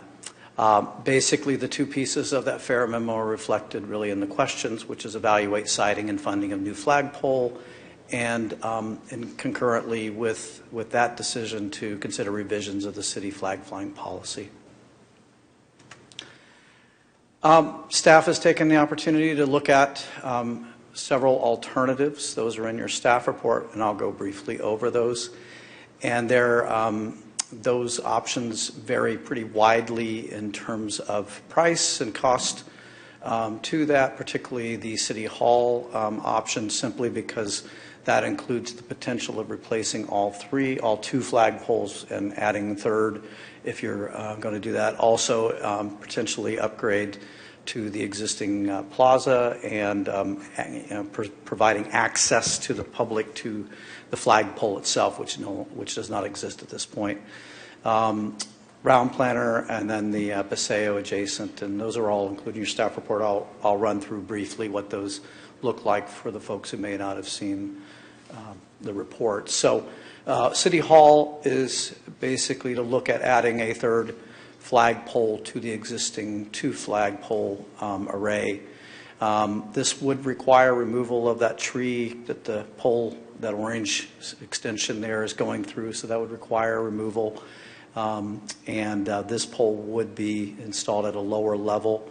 One of the benefits of replacing the other two poles, if you're going to choose this, it'd be the least expensive time to do so. We could also look at 3 different heights of flagpole, as they should be. So in honor of the U.S., state, city, and then any commemorative flags would all be at a slightly lower from the United States flag. As it is today, the 2 flagpoles are exactly the same, and so technically we have to lower slightly the state flag. Not a huge deal. I'm not sure if we do it every time, frankly, and we should be. And at this point, I don't know when the last time we flew the city flag. And it was reminded that we do have one, so we'll have to look at adding that potentially to the state flagpole, regardless of actions tonight. To the right picture, my right picture there, one of the issues is that you don't have access to the flagpole. I know there has been an interest in having some kind of events and related to whatever it might be, and this could be any number of events and folks with that. And you do have a plaza patio area there. It's relatively small, but again, it has no access to the existing flagpole array. And sometimes there's a desire to actually have a physical raising of a flag in conjunction with that with the public, and there is no ADA access, no access to this point and deal with it. So those are wide. You have a wide varying cost point on this. The other second option that we certainly looked at is the round planter Paseo. This obviously would require the removal of that oak tree. This, while I didn't discuss it in the report, technically could accommodate 3 flags and moving the whole 3 flag array over and creating one civic center flag pole array and removing the 2 from City Hall, or leaving those 2, and you could do that. But I just focused on a single flagpole to that point. Certainly, this provides the Paseo a very large area for group activity related to raising of any flag or having that. So that's a benefit to that scenario, but I'm sure the loss of that tree is of some concern to community members and council potentially.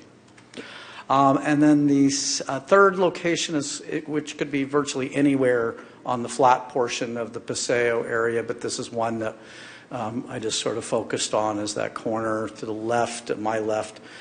There is the bench that's there, but this could go virtually anywhere. And again, technically this could accommodate 3 flags if you wish to, but certainly you could get a single flag, and this is relatively inexpensive. And again, part of the question I think in your deliberations, it should be is that should this be this, if you wish to go a 3rd flagpole, do you wish this to be associated with the council chamber, kind of the city hall flag array, or do you want it to stand alone and be elsewhere? But I think access is also one of those pieces that I've heard concerns and questions about in working through this process. The recommendation is what's contained in your report. Receive the report, consider community input, discuss, and provide the direction to staff regarding and basically installing a 3rd flagpole. And if so, then what kind of policy changes would you like to push forward? That concludes my presentation. I'll start on the right.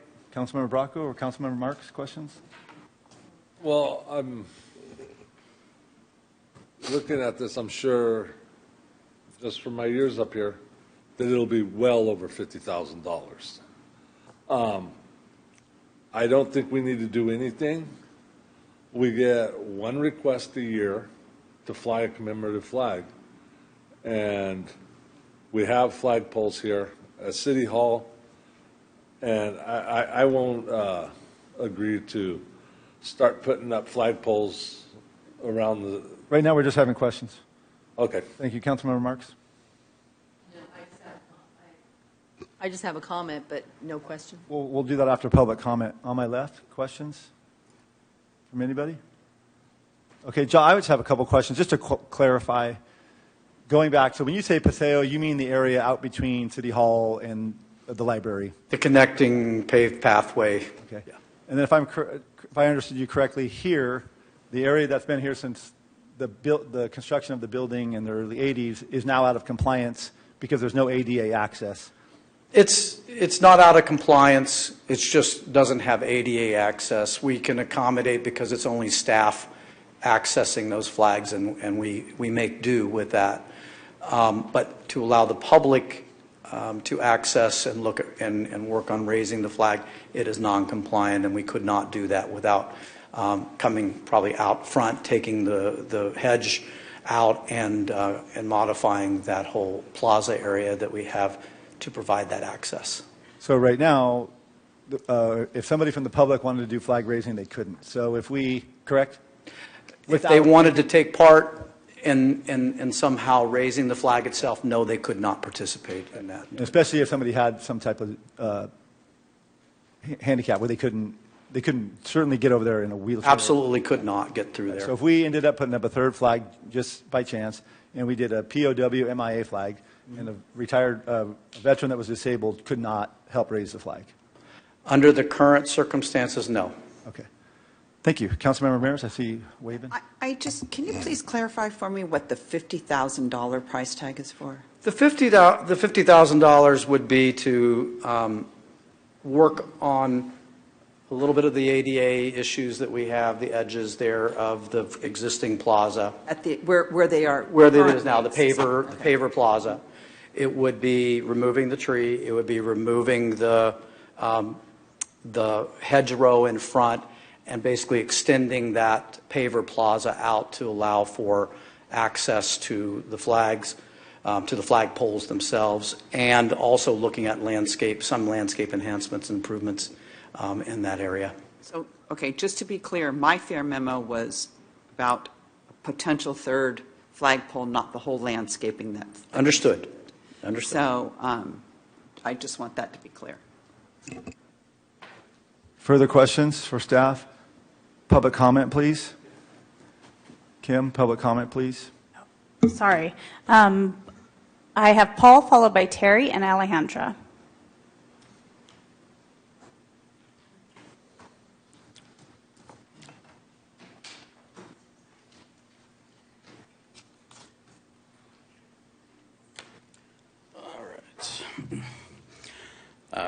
I'm Paul Rusev, Gilroy resident, raised in South County. Let's get right to it. No matter how you try to justify it, putting the Progress Pride flag away from our state and national flags sends a direct message to the LGBTQ plus community.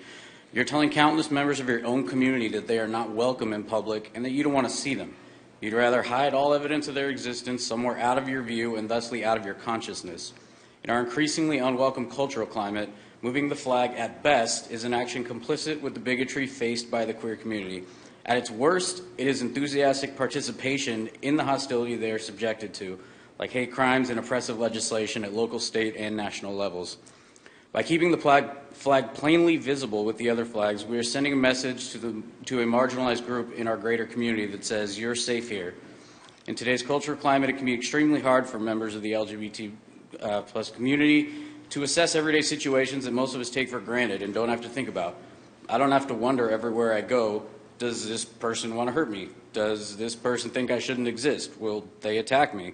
This is the experience that you'd be contributing to by moving the flag away. The flag is a true symbol of visibility. It's not just hollow words thrown out to placate and pacify. It tells your fellow community members you are not alone. And if you care about mental health, the flag must be prominent. There are countless people in the queer community, many of whom I have worked with and continue to work with in my therapy practice, who suffer in silence and isolation. Even my clients and friends who are out have fears and often memories and violence. Fears and memories of rejection, ridicule, and even violence seared into their minds. Living day to day with this kind of hypervigilance is incredibly harmful to the mind. Over time, it can even physically alter parts of the brain. Showing outward acceptance and support of all of our fellow Gilroy and South County residents is suicide prevention. It is self-harm prevention. It is part of what will allow so many people to begin to heal from all sorts of trauma. Will it fix everything? Of course not. But it's a colorful beacon of hope and acceptance in an increasingly uncertain and often unwelcoming environment. That unwelcome messaging is displayed loud and clear with the recurring fee and signatures that are required to keep the pride flag flying.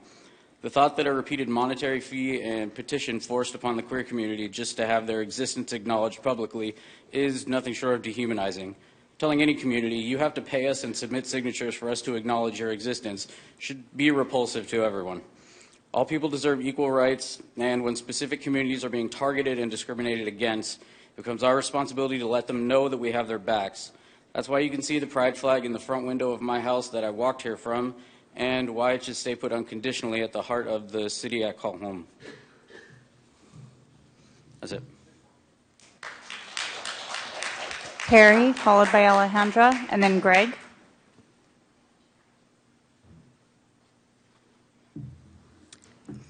Mayor Bozo and Gilroy council members, earlier this year, Councilmember Ramirez proposed having a separate pole for commemorative flags, including the Progress Pride flag. At one point, it was suggested to have the commemorative flag stand separately on a different site, away from the United States and California flags. This means that the Progress Pride flag would stand alone and placed far away from the United States and California flags. Our nonprofit, which is a 501c3, Pride Social South County's mission is to promote equality and respect for all of our lesbian, gay, bisexual, and transgender communities in all of South County, including Gilroy. We believe that the United States flag, the California flag, and the Progress Pride flag during Pride Month should all stand together. This symbolic gesture would show that the city of Gilroy values and welcomes its LGBT members of the community. Separating the Progress Pride flag from the United States and California flags would be a return to Jim Crow's separate but equal laws. It would be detrimental to our LGBT community by creating a divide. It would send the message that they are not welcome in Gilroy. In addition to keeping all of the flags together, we do ask all of you to please remove the strict requirements for the commemorative flags. In order for the Progress Pride flag to be raised in the month of June, we must obtain 150 signatures and now pay over $600 to the city of Gilroy. Meeting these two requirements does not guarantee that the Progress Pride flag will be raised. The City Council must approve by majority vote if they will allow the Progress Pride flag to be raised. We respectfully ask that you please keep Gilroy strong by uniting and not dividing our community. Sincerely, myself, Terry Hernandez, President of Pride Social South County, Berta Escalera, Gilroy resident, Trinidad Sanchez, Gilroy resident, and Paul, Gilroy resident as well. Thank you. Thank you, Terry. Next. Alejandra.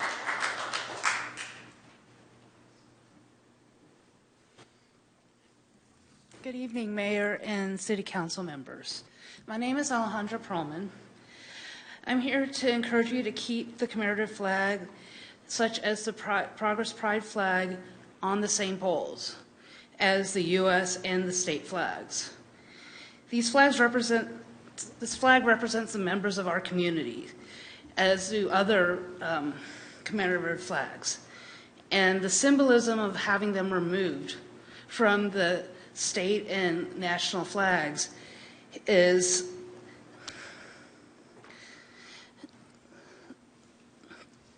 it's hard, and it should not be taken lightly.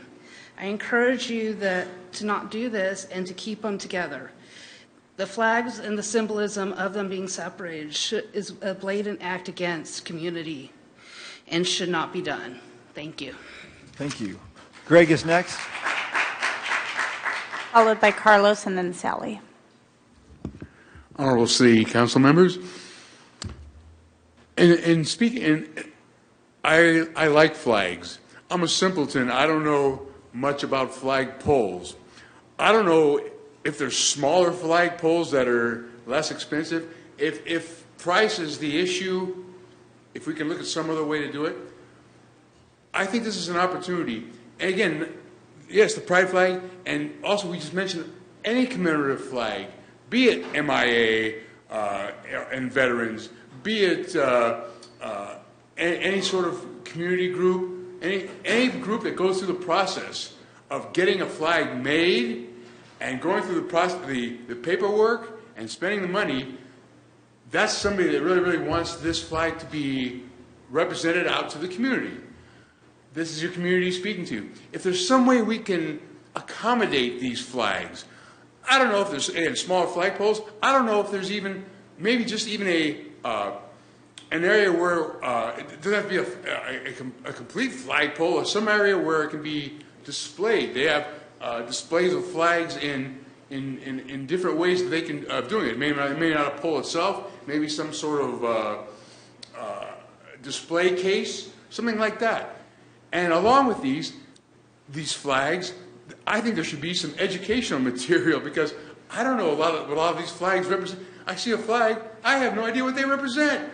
Some educational material, some sort of either a pamphlet or some sort of document, something to explain this is what this flag represents, and this is why this flag is here. This is a great opportunity to educate people, to get people involved in what is going on. So if we're going to have, again, and also flags, if there's no wind and the flag's not flying, it's just sitting there. The flag's not even out there. You can't even see it. It's up there. We take flags for granted. Having it more towards eye level, I think, would be a better idea. That's just an idea. Something I think you guys ought to consider. Something where I think even an educational opportunity for the community and for people to get involved. Thank you. Thanks, Greg. Carlos is next, please.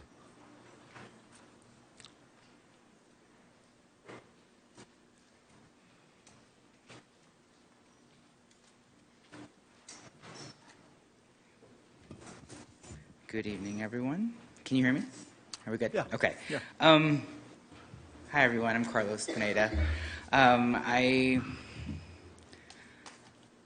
I'm not very good at public speaking. For those of you who disagree, I struggle with this because sitting back there, this is the hardest thing that I have to do, is to come before you, which I know a lot of you personally, professionally. This is just the hardest thing I ever have to do every time we have to come up here to have this conversation. And sometimes it's a little embarrassing with my back against so many people that I might not know or may not approve of me or support me, but it's very difficult to keep having these conversations and putting my heart on the line for all of you to understand. I've had a rough day with my world because I work at a nonprofit that supports the most emotional and economic well-being of many youth and young adults in this community. And this morning I had one of my students reach out to me and said, hey, I can't find my place in this world. I don't know who I am. I don't know if I belong. I don't know if people want me here. Why am I here? And I had to come to that person because I knew I was going to be here this evening and say, I get it. I feel you. I hear you. I see you. But come to our agency, come to our home, and see what that means for you. You walk onto our campus and you see that flag flown every single day, 365 days a year, 24 hours a day. It's there. But knowing that that flag is there allows me to go onto that campus and say, I'm home. I'm here, I'm visible, I'm welcomed. And being a Gilroy resident, born and raised in this city, at Wheeler Hospital myself, my brothers are here, they all work for different organizations or groups locally. You all know a lot of my family members. But it's hard for having us to come up here and still have this conversation. Unfortunately, right now, your focus is the flag on this pole. But continuing to have this conversation is just hard. And I only say that because I want you to recognize who I am, what I do every day, and the hard work that we put into it with a lot of these people that are here for you today, to support you, to empower you, to encourage you to do the best and right thing at that point in time. But unfortunately, sometimes it's like, okay, what's next? You asked us to get the 150 signatures, we get 300. You asked us to pay the fees, we pay it ahead of time, on time, the day of. You say, chef, go buy the flag and pay for the flag and deliver the flag pressed and ready to go. I do that. We've done everything you've asked for. Just help us create a better opportunity to make this conversation not go away, but do it in a more positive light, to keep the energy going in a positive direction, more progressively, and that's what our goal is, progression, right? So if you can put the third flag, great. If it's not on the same flagpole as the American flag, okay. We'll build the third flag. It's okay. It's right next to it. But if we can just do this more positively moving forward, it's easier that way. Thank you. Thank you, Carlos. Ali?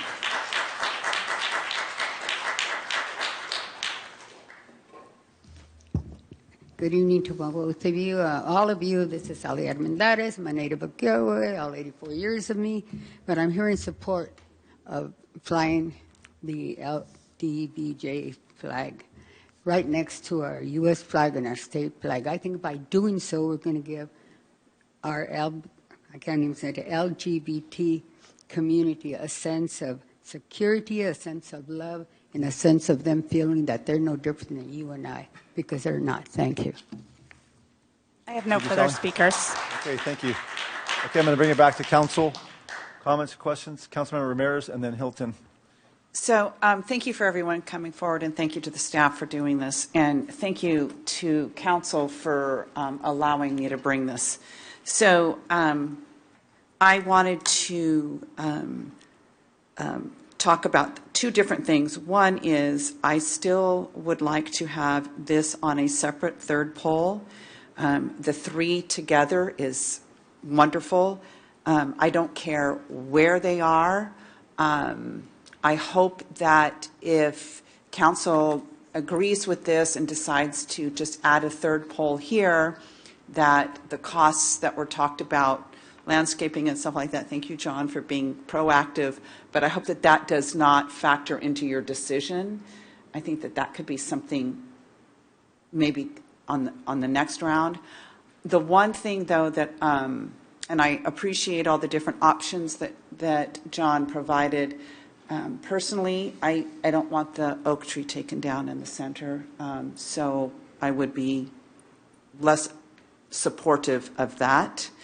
And then the second thing, so wherever they are, third flagpole, I think we should invest in the 3 different heights for the poles. And then the second thing is, I think that after, and not just with this, I know that this is the only commemorative flag that has been brought forth, is the pride flag, but I believe that I would like to see us make an amendment to the policy. Thank you. That was the word I was looking for.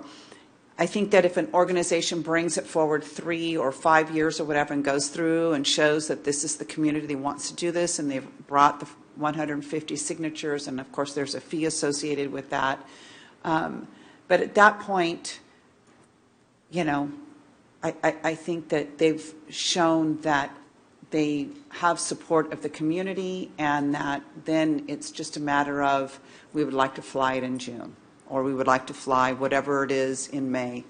And then I think if we put a third pole up, we could put the sister cities, we could, you know, if there are no other commemorative flag requests for those months. That's what I would like to propose. Councilmember Hilton. Thank you. So I too am, well, first of all, I want to thank the members of the public for speaking and for making and for choosing to be in that vulnerable space, especially you, Carlos. I appreciate that. Thank you. I do want to be a proponent, and thank you, Councilmember Marks, for saying let's keep these polls together. Right? Hopefully that's off the table, that we're gonna switch them. Sorry, Ramirez. I'm stuck on what Carlos said. I want to go give him a hug right now, actually. You know, I'll pivot here for a second. You know, I grew up with 2 moms in the 70s, and constantly being told that it's okay to be in your situation, but you got to go over there to do it, just bugs me. It really bugs me. So I'm sorry I pronounced your name wrong. So let's keep these 3 polls together. I too also believe that we've been missing out on other organizations. This is a very well-resourced organization that's been wanting to do the Progress Pride Flag, but I think we have been missing out. And I think that, you know, that barrier of the cost and the signatures is something that we should look at. I don't think you said there should be any signature gathering, but what I threw out last time was, you know, maybe it should be the same as the getting on the ballot. You know, no less than 20 signatures, no more than 30. That would really bring the cost down and bring that barrier down. But still have some buy-in, because I think there are members of this council that would be worried that any organization would put in something, and we would just be inundated with a lot of applications. I too am not in favor of removing any trees. We're a Tree City USA, and I don't want to remove trees. I also think that we should not have any blank poles. So if we do have that third one, yeah, we should be putting up that city of Gilroy, always having something to put back in that spot. And I think that Terry brought up a great example that, you know, organizations like theirs in this application, but other organizations, you know, to have to go out and get 150 plus signatures is actually really time consuming, and especially the cost, and to have no real guarantee that it'll get passed or not is stressful. And I think that it might be a little bit less stressful if, you know, especially if we were to lower the barrier to, like I said, the no less than 20, no more than 30, or not have any at all, but just actually just go through the application process, I think is a chance enough for that organization. Let's see here. I think that's kind of all I have right now. I'll make some more comments in a second. I know that we have a policy in place that was put together by a previous council.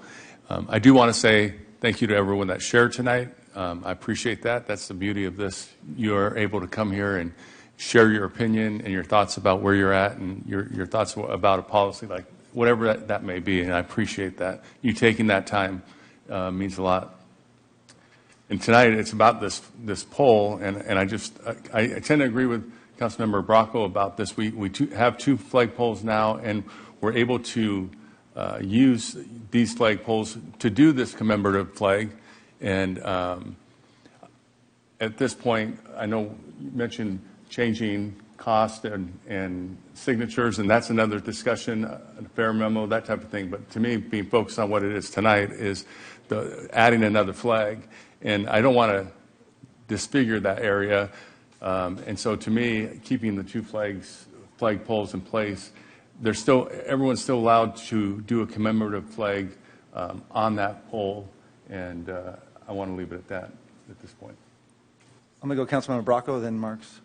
Yes, I agree with Councilmember Klein. And don't forget, was it last meeting you guys were talking about, you guys want to raise the tax because we don't have enough money to pay our police and firefighters.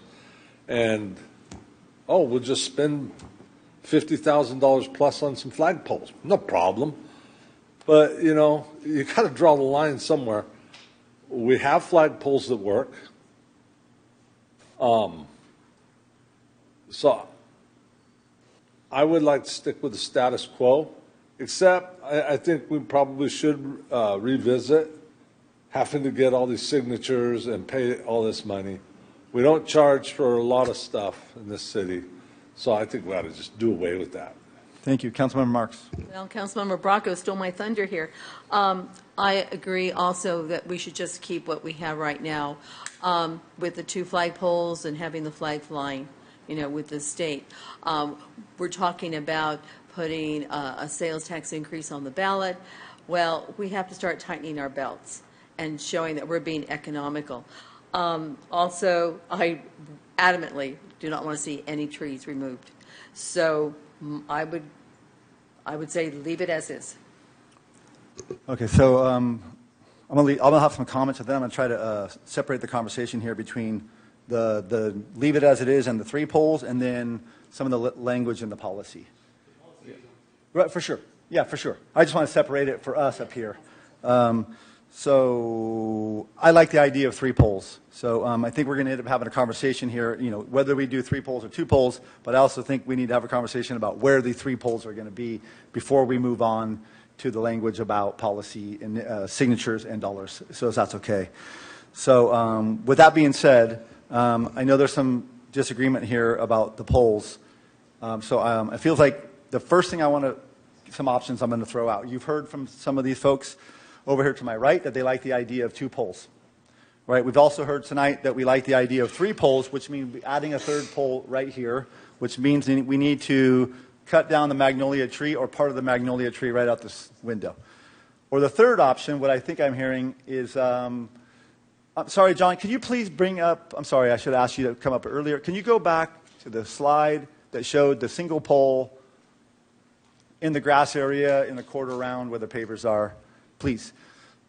Not where the... Which one did you want? One more. Sorry, right there. So it seems like to me, I think what I've heard in the conversation, if we were to do three poles over there in the Paseo area, between the City Hall and the library, that this would be the place to do three poles. Right? Not what I'm hearing is we don't want to take down an oak tree. This would be the place to do three poles. And you would solve the ADA access problem. Correct. Right. So leaving it here, I think, I'm going to review what I think and see if I can get some consensus. Leaving it here, we're taking out a tree, but we do have ADA access issues. And the time, I believe, in time of public works and community development, the time that you make changes is the time to make changes to the code to make it correctly. That's what I think I hear you guys saying, is that that's what you would want to do if we put a third pole here. Optimally, when you, anytime you're doing any major modifications, revisions, you try to address to the greatest extent you can your ADA deficiencies. But the city has, some discretion with regard to that. And again, if you're not encouraging or having active use by the public of the flagpoles, then you don't have to do that. No. So even if we put in a new flagpole, they would not have to be accessible. Okay. Okay, so I'll reiterate. We have choices here tonight between leave the poles as the way they are, add a third pole here, or end the poles here in front of City Hall and bring three poles out to the Paseo. Am I close? Mm-hmm. Okay. I have a question. Yeah. John, is there any way that we could have that third flagpole next to the two existing ones? without removing a tree? No. Okay. If you look at that, that's roughly the spacing issues that you've got, and you've got to deal with it.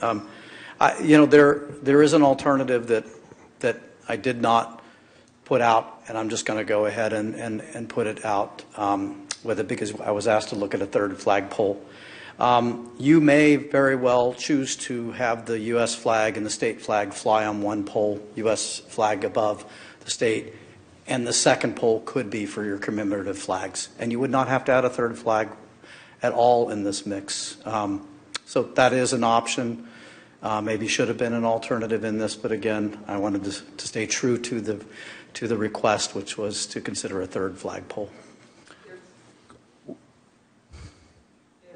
No protocol issue with them on the same? No, you can have a single pole and have both the state and the U.S. flag on that pole, as long as the hierarchy is the U.S. flag above it. Back to the three-pole option, John. What would be wrong with, I know you have the scenario that the poles are 3 across. Is there anything wrong with leaving the U.S. flagpole where it is, the California state flagpole where it is, and the third one being in front of it like a triangle? Then you would not have to remove the tree, as in Councilmember Marks was asking about? You're still dealing with removal of vegetation. You're still dealing with the plaza area there, the behavior plaza. If you push out very far from that point, I guess I would also question, and we'd have to look at the protocol issue, but typically you would not want to push your United States flag to the rear of other flagpoles, I think, from a hierarchical perspective.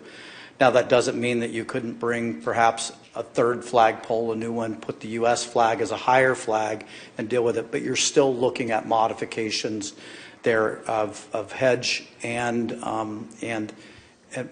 probably the plaza as well a little bit there. It's certainly less cost to do that. Does that answer your question about possibly? Yeah. For me personally, the idea of removing a hedge is a lot simpler task and less expensive task than removing a 50-year-old tree. So, okay, so we're back to the options. Are we going to go with 2 poles? Are we going to go with 3 poles here? The idea of 3 poles here, or are we going to go with 3 poles at the Paseo? So I'm looking for some comments on my left. Councilmember Hilton, Ramirez?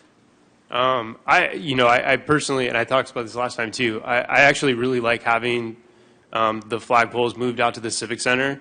There's a lot more activation happening out there right now, and I think that just with more foot traffic and events, it's just a great spot to even if there was no commemorative flag, just to highlight the City of Gilroy flag along with the California and U.S. Councilmember Ramirez. I don't have an opinion one way or the other putting it here. I just want to do it cost effectively, and I don't want the tree. So I probably wouldn't want this tree to be taken down either. Right. So, okay, I'm going to continue to narrow this down. It feels like that right now we're talking about possibly 3 flagpoles right here out in front of our council chambers, where 2 flagpoles would remain, that possibly, John, that we can bring in a third flagpole that's taller than those 2 that can house the U.S. flag, and the other 2 can be a California state flag, commemorative flag, or City of Gilroy flag. Yes, you could do that. Any comments? Is that getting closer to where you'd like to be? Be specific, John, on what vegetation would have to be pulled out.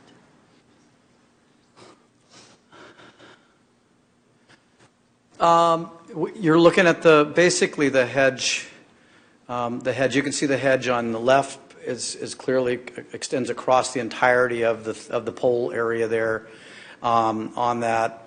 So that really would have to be opened up. Again, you wouldn't necessarily have to take the entire hedgerow out, but you would have to come out to that point. And then the paver area comes out, but it sort of jogs and then extends. So I don't think we would actually have to modify the paver area with that, but certainly we'd need to take another look at that. But I think that's relatively minimal effort to get to that point. They would be popped together into a triangle in essence, with the U.S. flag coming out in front of and then having the others behind. And that would allow you to get the taller flagpole for the U.S. flag, and those would be exactly the same height. We could certainly fly any of the commemorative flags slightly lower at that point. So it's very doable. So in this scenario, we're buying one more flagpole. You're buying The other one two more remain. flagpole. Which is What's the cost of that? the staff report said it's like $6,000 or $8,000 per pole. Roughly there with installation. Yeah. Okay, comments? I propose that. Okay. So let's see if we have a consensus on the idea of going with a third flagpole right here with minimal upgrades to the landscape. We have a consensus before? We have a consensus? Okay. On my left? Third flagpole. Ramirez? Okay. Okay, so I'm gonna enter. Can I do two motions on that? Keep that language separate. Yeah. Okay. I'm going to entertain a motion that we add a third flagpole outside the city council chambers, leaving the other two flagpoles in place with minimal upgrades to the shrubs and plant area. No removal of a tree. And no removal of a tree. Tree Okay. guy. I'm looking for a I'll second it. Okay, so I made the motion. I have a second by Councilmember Hilton. Roll call, please. Councilmember Bracco? Councilmember Klein? Yes. Councilmember Hilton? Aye. Councilmember Marks? No. Councilmember Ramirez? Yes. Mayor Boso? Yes, motion passes 4-2. So now moving on to the next conversation that we have.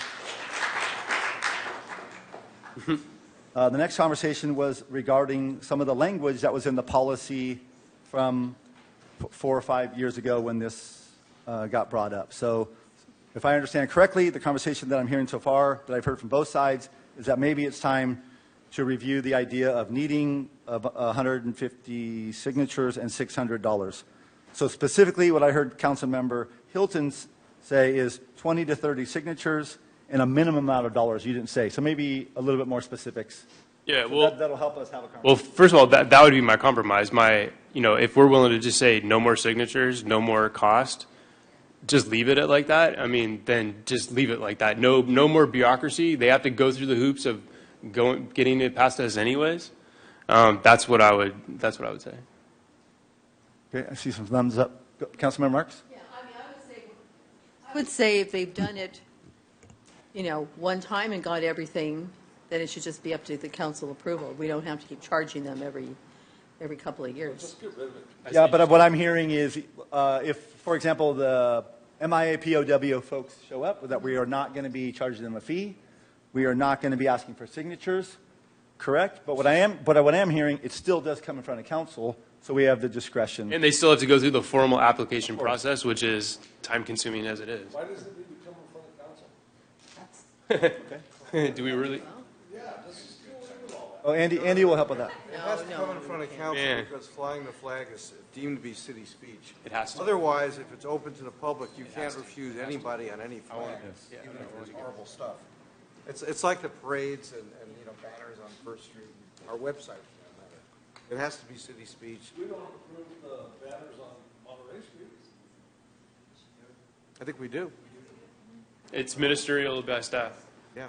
Right? Staff does it, we don't. I think the staff approves it as official city speech, so. And that's coming back to us, right? But couldn't they do that with this? No. Why does it have to come in front of council? Because it might be something that is totally repulsive. And we do have policy that allows us to make decisions on saying no. And I think that we want to leave that in there, and that's why it should come in front of council. We just want to eliminate the idea of having to get signatures and people to pay. Even if someone brings it that we're not in favor of allowing them, they're going to bring it, and they're not going to pay, and they're not going to get signatures, and we can still say no. Correct? I think that's a more fair policy, rather than, whatever organization, they go through all this, they pay the fee, and then we say no. It just And they should doesn't be seem fair. refunded. Right. But we still maintain the right, like you said, if it's repulsive, we still retain the right to say no. They just don't have to go through the whole. Yeah, and actually you would retain the right under the policy and under the First Amendment, even if you just don't agree. It doesn't have to be repulsive, but it's something you don't agree and don't want the city to officially support, that would be your decision. And otherwise, as I say, it becomes chaotic. Yeah, I want to keep that in place, too. Okay. It seems like we have a consensus on the idea of getting rid of fees and signatures. Councilmember Hilton, can you help me out? And also, just staff's going to also need to wordsmith the language change on where the commemorative flag light gets put up. That third flag at some point will need to be put in there. Okay, hit me with the motion. So, okay. Because we're not going to do it tonight, right? We're going to bring it back. So, so it would be direct staff to bring back the flag flying policy to have the removal of the fees, and the signatures, and also staff to change the language of the flag because we're going to be having a third flagpole. And was there anything else I missed? Just those two things. Okay, looking for a second. I'll second. Okay, I have a motion by Councilmember Hilton and a second by Councilmember Marks. Roll call, please. Councilmember Bracco? Yes. Councilmember Klein? Yes. Councilmember Hilton? Aye. Councilmember Marks? Yes. Councilmember Ramirez? Yes. Mayor Bozo? Yes, motion passes 6-0. Thank you, everybody. Moving on to item number 13, City Administrator's Report. A couple things for us tonight, Mayor. First of all, we are looking for responses to our Blue Sky Initiative survey. The survey documents or flyers are in the lobby if you take a look. Blue Sky Initiative is our effort at being environmentally responsible in Gilroy. Take a look at the initiative survey questions and get us some responses on what you're thinking. We also have a developer roundtable coming up. The developer roundtable is Wednesday, May 27th from 10:30 to 12 here in the City Council chambers.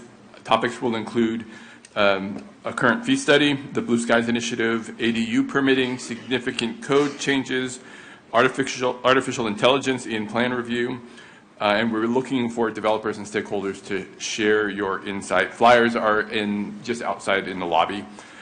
We also have a first-time homebuyers program May 27th at 6:30 in the library community room. It's an opportunity for residents to get additional information about opportunities to be a first-time homebuyer. Thank you, Mayor. That concludes my report. Thank you, Matt. City Attorney's Report. No report tonight. Thank you very much, everybody. 8:12, meeting's adjourned.